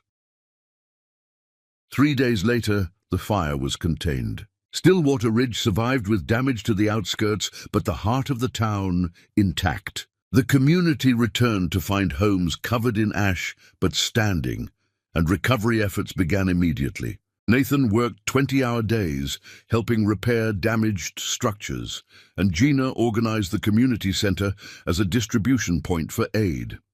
On Caleb's birthday, Gina kept her promise. She brought their son to the park, where Nathan had been building a new playground structure, and she told Caleb that there was someone he needed to meet. Nathan watched them approach, his hands shaking, his heart pounding so hard he could barely breathe. Gina sat down on a bench and pulled Caleb onto her lap, and in clear, simple terms, she told their son that Nathan was his father. She explained that they used to be married, that they made mistakes that hurt each other, but that Nathan had been living in Stillwater Ridge because he wanted to be part of Caleb's life. Caleb looked at Nathan with serious eyes and asked why he wasn't there before. Nathan knelt down so they were at eye level and told his son the truth, that he made terrible choices, that he hurt people, including Caleb's mother, and that he had spent the last year trying to become someone worthy of being called a father. I can't change the past, but I hope you'll give me a chance to be better in the future. Caleb thought about this, then asked if Nathan was the man who fixed his bike and helped him with his treehouse. Nathan said yes, and Caleb nodded as if this made sense. Then he asked if Nathan would teach him how to build things. Nathan's eyes filled with tears, and he promised that he would teach Caleb everything he knew. Gina watched them, this father and son having their first honest conversation, and felt something shift inside her chest. It wasn't love, not yet, maybe not ever again in the way it was before, but it was possibility. It was the crack of light under a door she thought was locked forever, and for the first time in years, Gina allowed herself to hope that maybe, just maybe, broken things could be rebuilt into something new. Chapter 7. The Confrontation. 2 years after Nathan first walked into the diner and saw Gina with their son, on the spring morning when the mountains were green and the town had fully recovered from the fire, Nathan received a letter that would force both of them to confront the final ghost of their past. The letter was from his family's lawyers, informing him that his grandmother Eugenia Reed had died and left him a substantial inheritance, along with a controlling stake in the family holdings. The will contained conditions.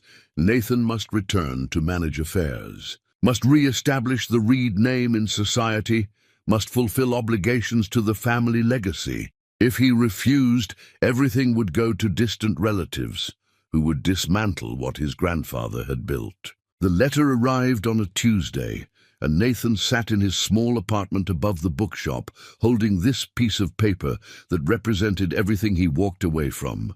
He could go back. He could reclaim his position, could rebuild the fortune he lost, could give Caleb every advantage of the Reed name and wealth. Or he could stay in Stillwater Ridge, where he had finally found purpose and peace, where he had a job he loved, and a son who was learning to trust him, and an ex-wife who sometimes smiled at him when they were co-parenting.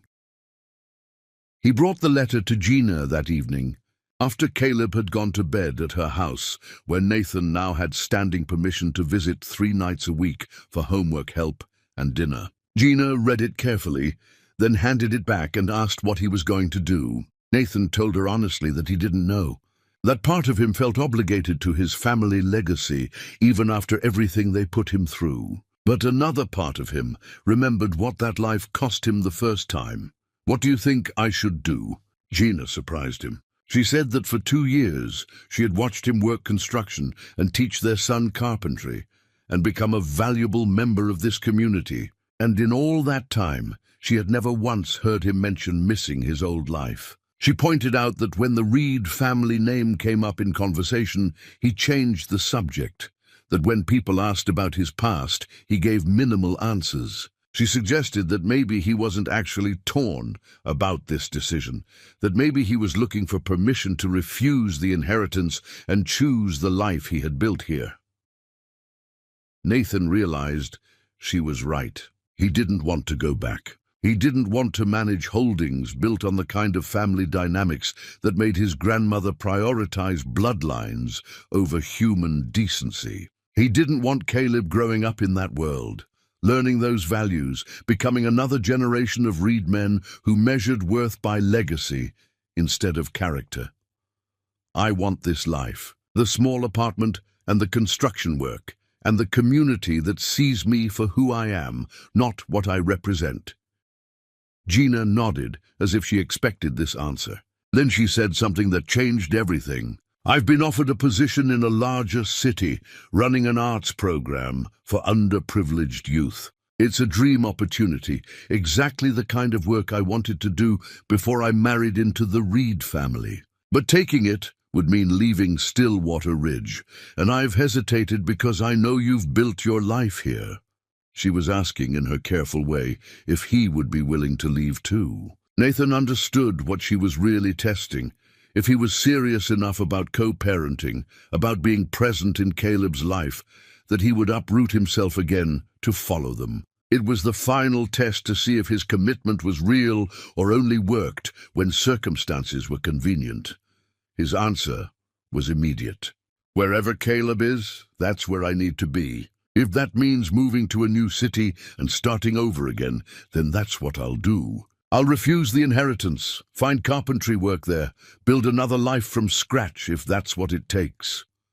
Gina looked at him for a long moment, tears in her eyes. "Watching you choose Caleb over the Reed fortune, choose our small family over an empire, this is the first time I've truly believed that you've changed." The old Nathan would have tried to negotiate, would have looked for a compromise that let him have both worlds. This Nathan just chose without hesitation.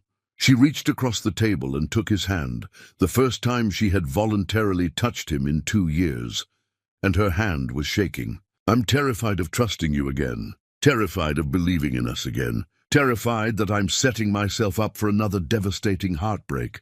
"I'm terrified too," Nathan agreed. "Terrified I'll mess this up, that I'm not strong enough to be who you need." "Then we'll be scared together, and we'll figure it out, one day at a time. She told him that she didn't want to co-parent from separate houses anymore, didn't want scheduled dinner nights and drop-off logistics, didn't want Caleb growing up between two homes when they could be one family. She wasn't promising marriage, not promising they would go back to what they were, but she was willing to try building something new. She suggested they look for a house together in the new city, that they raise Caleb as partners even if they were sleeping in separate bedrooms, that they give themselves permission to see if the last 2 years of healing and growth could become something more. Nathan broke, just completely fell apart, pulling her into his arms and sobbing against her shoulder while she held him. He cried for everything they lost, for the years they spent apart, for all the damage he caused that could never be fully repaired. But he also cried with relief and gratitude and overwhelming love for this woman who had every reason to hate him, but was choosing forgiveness instead. Gina cried too, letting herself finally grieve the marriage that died and the possibility of something new being born from its ashes. They sat in her kitchen holding each other while Caleb slept upstairs, and it felt like both an ending and a beginning. The next morning they told Caleb together that they were moving to a new city, that Nathan was coming with them, that they were going to be a real family. Caleb asked if that meant Nathan would live with them all the time, and when they said yes, he whooped with joy and ran to his room to start packing immediately. Nathan and Gina laughed through their tears and started planning their future. Nathan contacted the lawyers and officially refused the Reed inheritance, signing documents that removed him from family holdings and trust funds.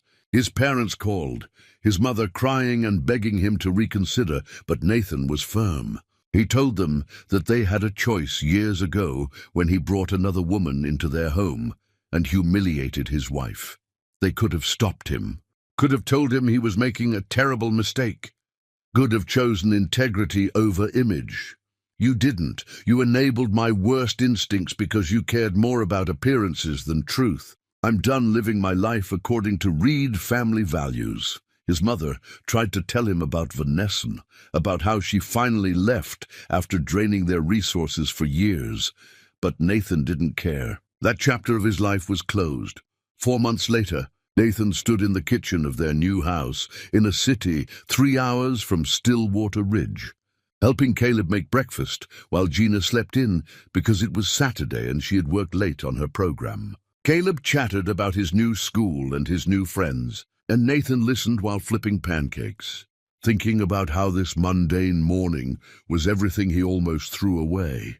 Gina appeared in the doorway wearing one of Nathan's old shirts, her hair messy from sleep, and she smiled at them. Nathan's heart stopped because that smile was the one he remembered from years ago before everything went wrong, the smile she used to give him when she thought he wasn't looking. Chapter 8. The Staying.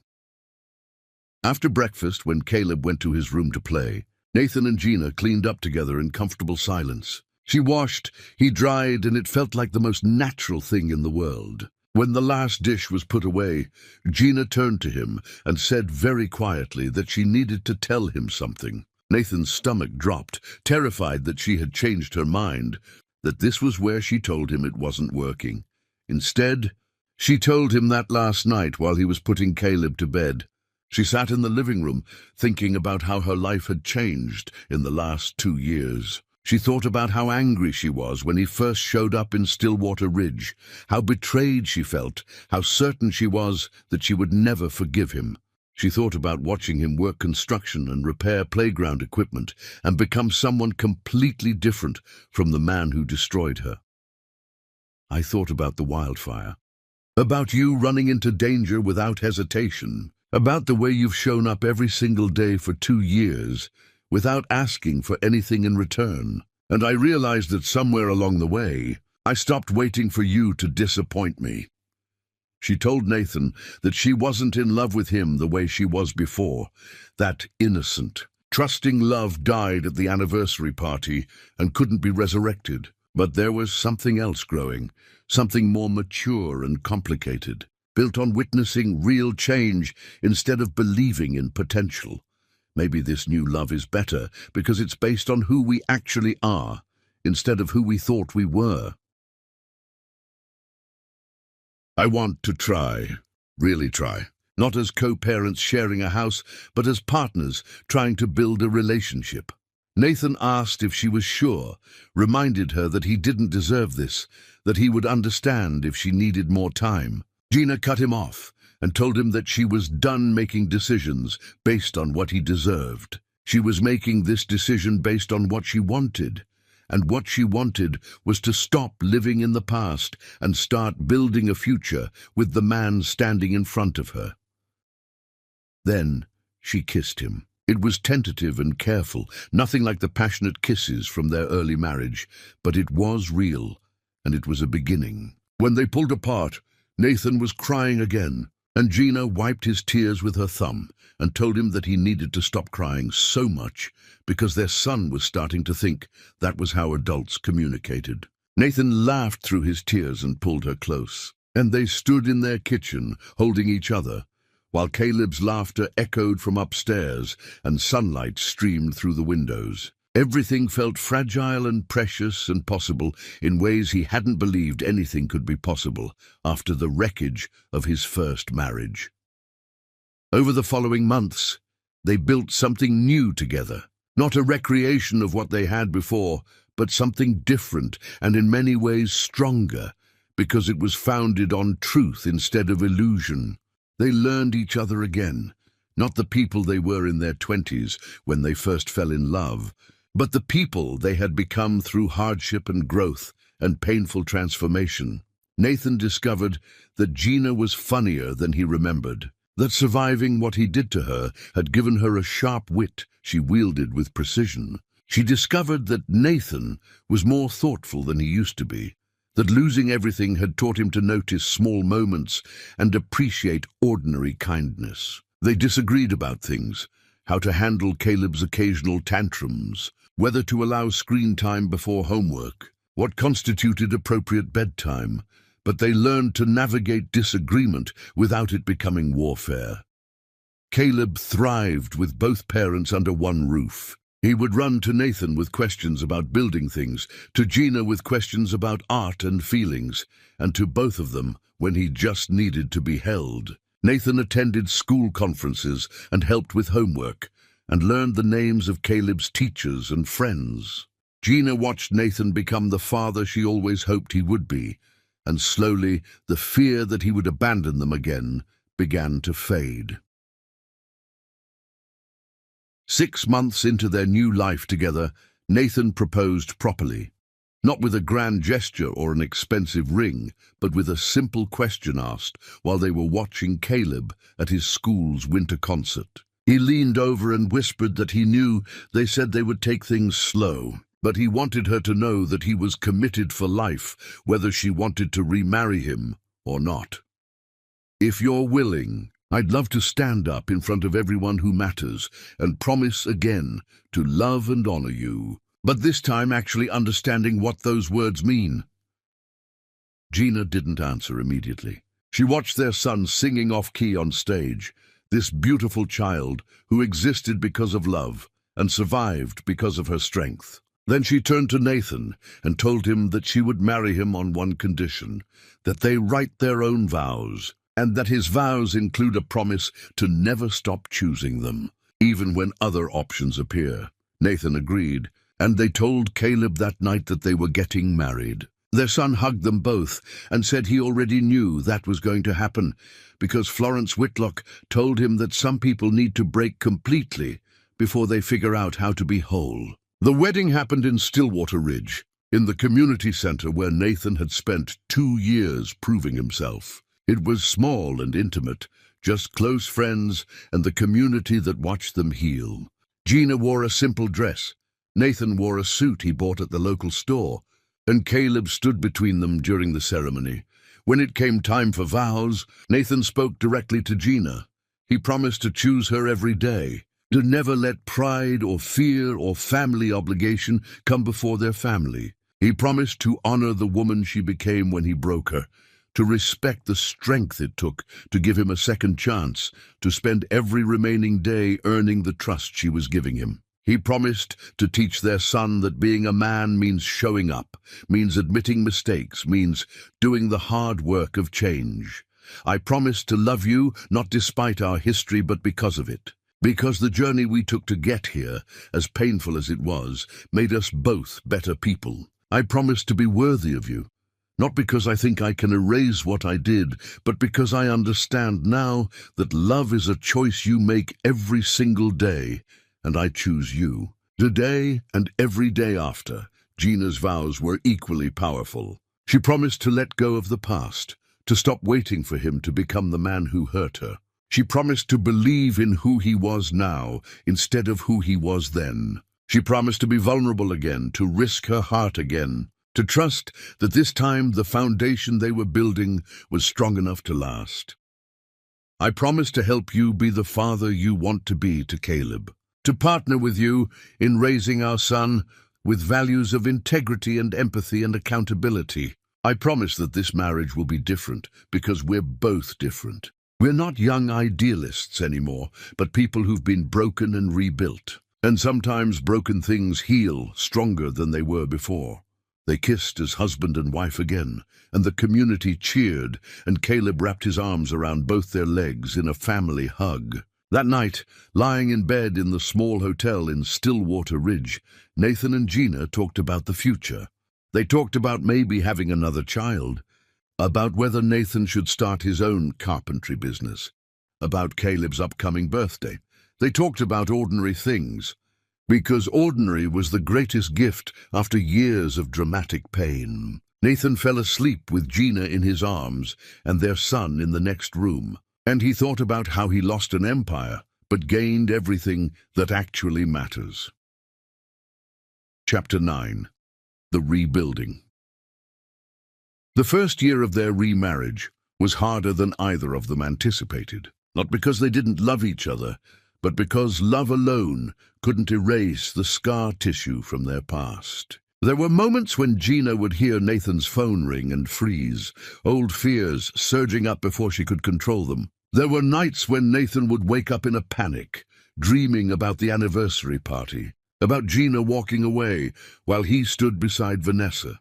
They fought sometimes, real fights that left them both exhausted and questioning whether they had made a mistake trying to rebuild what had been so completely destroyed. The worst fight happened on their anniversary, when Nathan tried to take Gina to an expensive restaurant and she broke down completely, sobbing that she couldn't celebrate their marriage in places that reminded her of their old life, of the world that had watched her public humiliation, every fancy restaurant, every expensive gesture, every attempt to recreate what we had before.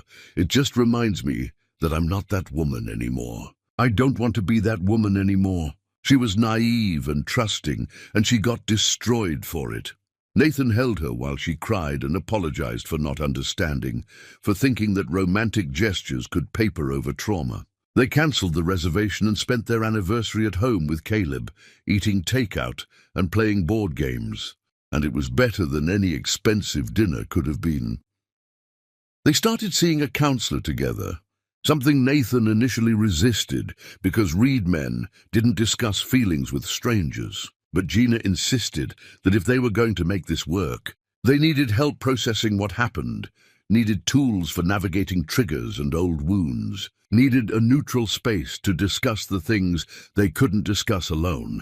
The counselor taught them how to fight productively, how to express hurt without attacking, how to rebuild trust in incremental steps. Slowly, things got easier.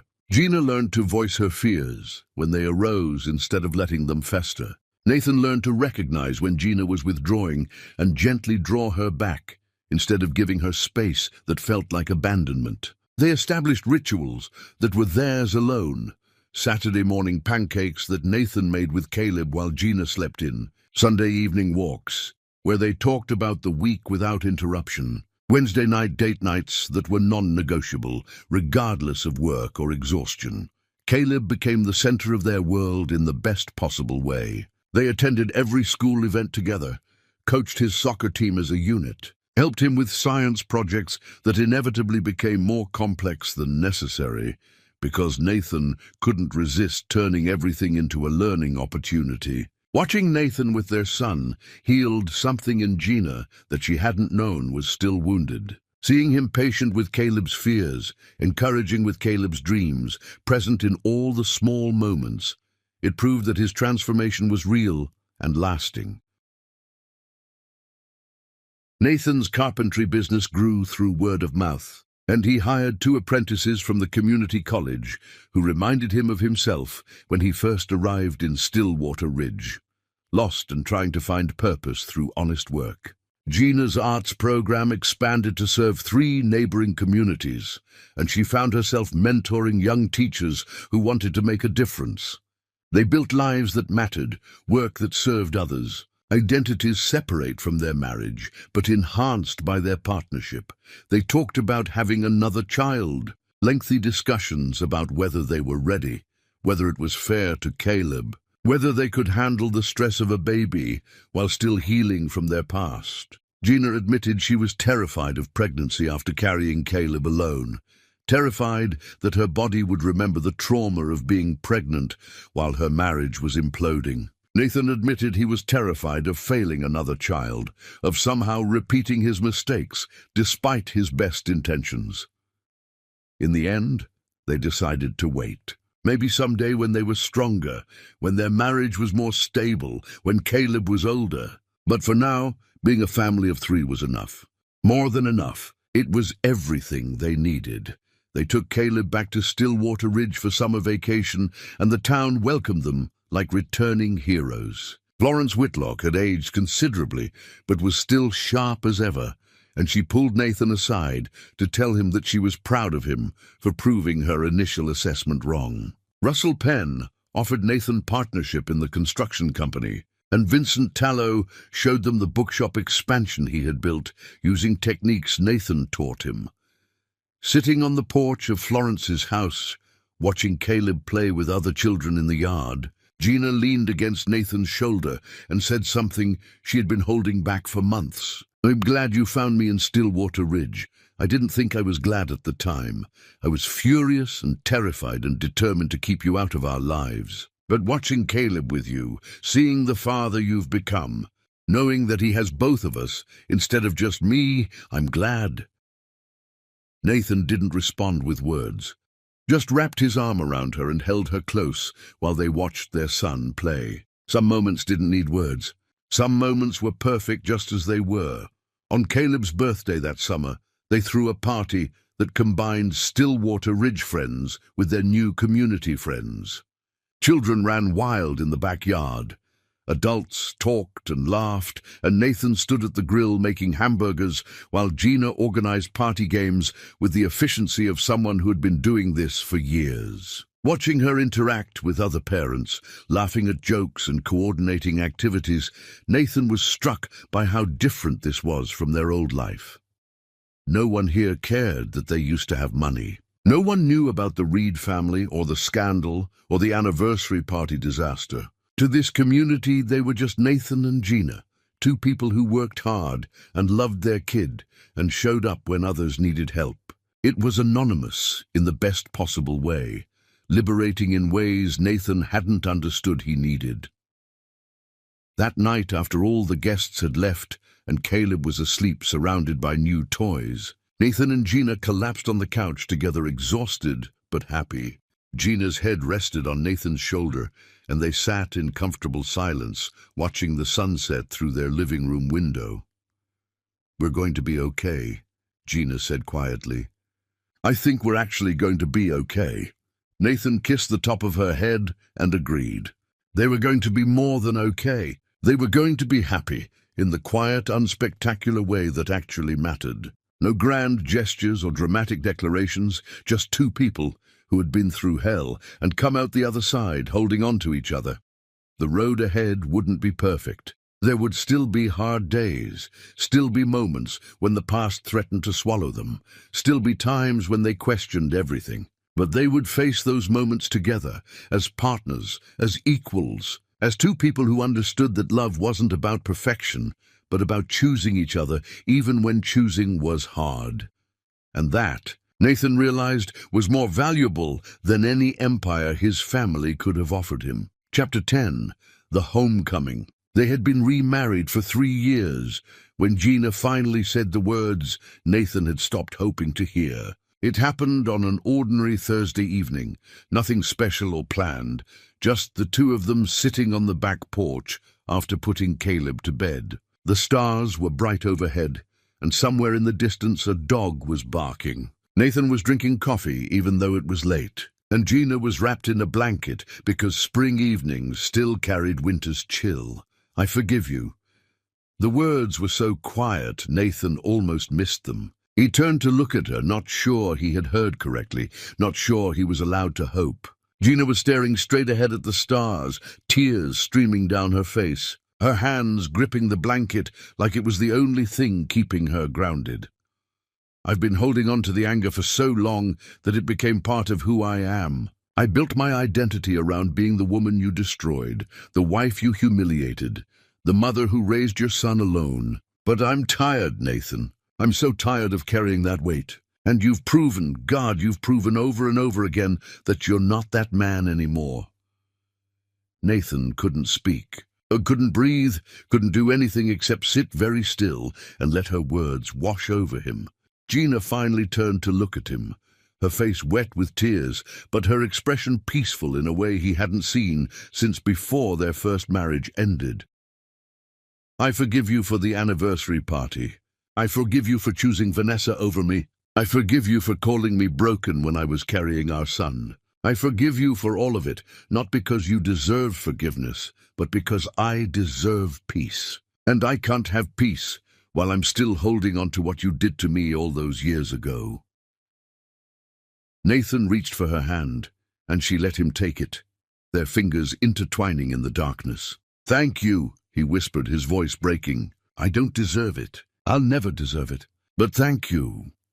They sat together in silence for a long time, both of them crying quietly, both of them feeling the weight of years of pain finally beginning to lift. Forgiveness didn't erase what happened. It didn't make the anniversary party any less devastating, or the years apart any less lost. But it meant they could finally stop living in the past and fully inhabit their present. That night, for the first time since they remarried, Gina initiated intimacy without hesitation or second-guessing. It was tender and careful and full of tears, both of them relearning each other's bodies, both of them acknowledging silently that this was different from before, because they were different. When it was over, they lay tangled together in the darkness, and Nathan whispered against her hair that he loved her more than he had ever loved anything in his life. "I know," Gina whispered back. "I finally believe it." The following months felt like a different marriage entirely. The tension that had lived beneath even their happiest moments finally dissipated, leaving room for something lighter and more joyful. They laughed more, touched more casually, made plans for the future without the shadow of the past threatening to destroy everything. Gina signed them up for a pottery class because she wanted to try something new, and they spent Saturday mornings covered in clay, making lopsided bowls and laughing at their lack of talent. Nathan surprised Gina with a trip to the coast, just the two of them for a long weekend, while Caleb stayed with Florence Whitlock, who had relocated to be closer to them. They walked on the beach, holding hands, ate at restaurants without checking prices, stayed in bed late talking about everything and nothing. It felt like a honeymoon, like they were falling in love again, but with the wisdom and scars that made the falling so much more meaningful. When they returned home, Caleb announced that he wanted a little brother or sister. Gina and Nathan exchanged glances across the dinner table, having this entire conversation in silence, the way long-married couples can. They hadn't revisited the idea of another child since their first discussions, both of them focusing on healing their marriage before adding more complexity. But now, with forgiveness finally spoken and their relationship on solid ground, the idea didn't seem quite so terrifying. "We'll think about it," Gina told Caleb, and Nathan reached under the table to squeeze her hand. They did think about it.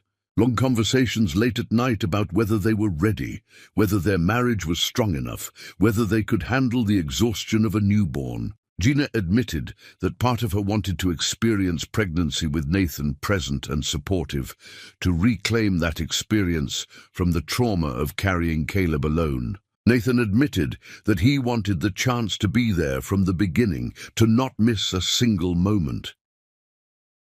6 months later, Gina told Nathan she was pregnant. They cried together in their bathroom, holding the positive test, both of them terrified and thrilled in equal measure. This time, Nathan went to every appointment, held Gina's hand during every ultrasound, talked to her belly every night before they went to sleep. This time, when Gina felt sick or tired or overwhelmed, Nathan was there to support her instead of being absent or worse, betraying her. Caleb was ecstatic about becoming a big brother. He drew pictures of the baby, helped Nathan build a crib from scratch, talked constantly about teaching his sibling everything he knew.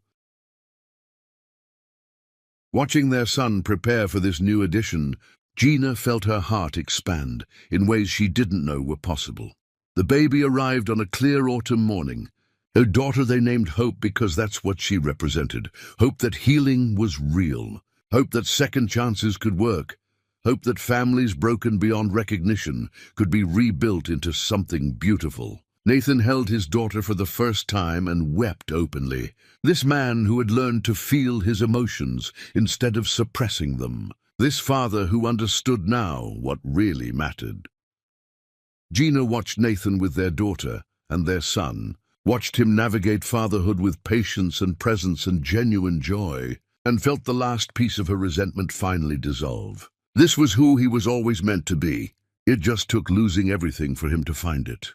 They brought Hope home to a house full of love and laughter and mundane chaos. Caleb was a devoted big brother, always wanting to help with feedings and diaper changes. Nathan juggled work and night feedings with barely a complaint. Gina recovered slowly, supported by a husband who actually understood that partnership meant carrying equal weight. One night, when Hope was a few months old, Nathan found Gina standing in the nursery, watching their daughter sleep. He wrapped his arms around her from behind, and they stood together in the darkness, listening to the soft sounds of their baby breathing. "I never thought we'd get here," Gina whispered. "After the anniversary party, after everything that happened, I was sure my life was over. I thought I'd never trust anyone again, never love again, never have the family I always wanted." "But you did it anyway," Nathan said quietly. "You built a life for yourself and Caleb. You survived when you had every reason to give up. You're the strongest person I've ever known." Gina turned in his arms to face him, and in the dim light from the nightlight, she could see the man he had become. Gone was the arrogance and entitlement of the Nathan Reed who destroyed her. In its place was humility and gratitude and deep understanding of how precious second chances were. "We're going to be okay," she told him, echoing words she had spoken years before. "We're more than okay. We're happy," and they were. Not perfectly, not without struggles, not without moments that still challenged them. But they were happy in the way that mattered. The deep, sustainable happiness that comes from choosing each other every day. From building something real instead of performing something false. From understanding that love isn't about perfection, but about perseverance. Later that night, after Hope was fed and sleeping soundly, after Caleb was tucked into bed with stories and kisses, Nathan and Gina lay in their own bed, talking in the darkness like they used to do when they were young and newly married, and thought they had forever figured out. "Do you ever regret giving me another chance?" Nathan asked, voicing the fear that still occasionally woke him up at night. Gina was quiet for a moment, considering her answer carefully because Nathan deserved honesty, even when honesty was complicated. "I regret what you did to me. I regret the years we lost. I regret that Caleb's early childhood didn't include his father. I regret all of that, and I always will." Nathan started to apologize again, but Gina pressed her fingers against his lips to stop him. "But I don't regret choosing to forgive you. I don't regret letting you into Caleb's life. I don't regret building this family with you. Because this version of us, The one that survived everything and came out stronger. This is real in ways we never were before. She took his hand and placed it over her heart so he could feel it beating. The woman you married all those years ago was naive enough to think love meant never being hurt. The woman lying beside you now knows that love means being hurt and choosing to stay anyway. And I choose to stay, Nathan. Every single day I choose us. Nathan pulled her close and held her like she was the most precious thing in the world, because she was. She was everything. She was forgiveness and grace and second chances made flesh. She was proof that broken things could heal and that people could change, and that sometimes the stories that seem like tragedies could transform into something beautiful if you were willing to do the work. Outside their window, the stars wheeled in their ancient patterns, indifferent to human drama and human healing, constant and eternal.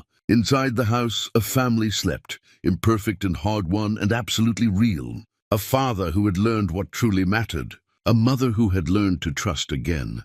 Two children who would grow up knowing that love means showing up, means choosing, means doing the difficult work of being human together. It wasn't the ending Nathan would have written when he stood in that ballroom all those years ago, destroying his marriage in front of everyone who mattered. It was better. It was real. It was earned through pain and patience and persistent effort to become someone worthy of the love being offered. And as Nathan drifted off to sleep holding his wife while his children slept safely down the hall, he understood finally that this was what happiness looked like. Not grand gestures or expensive parties or public declarations. Just ordinary moments strung together into a life that mattered, shared with people who chose to stay, even when leaving would have been easier. This was home. This was family. This was everything he had been searching for, finally found in the ruins of everything he thought he wanted.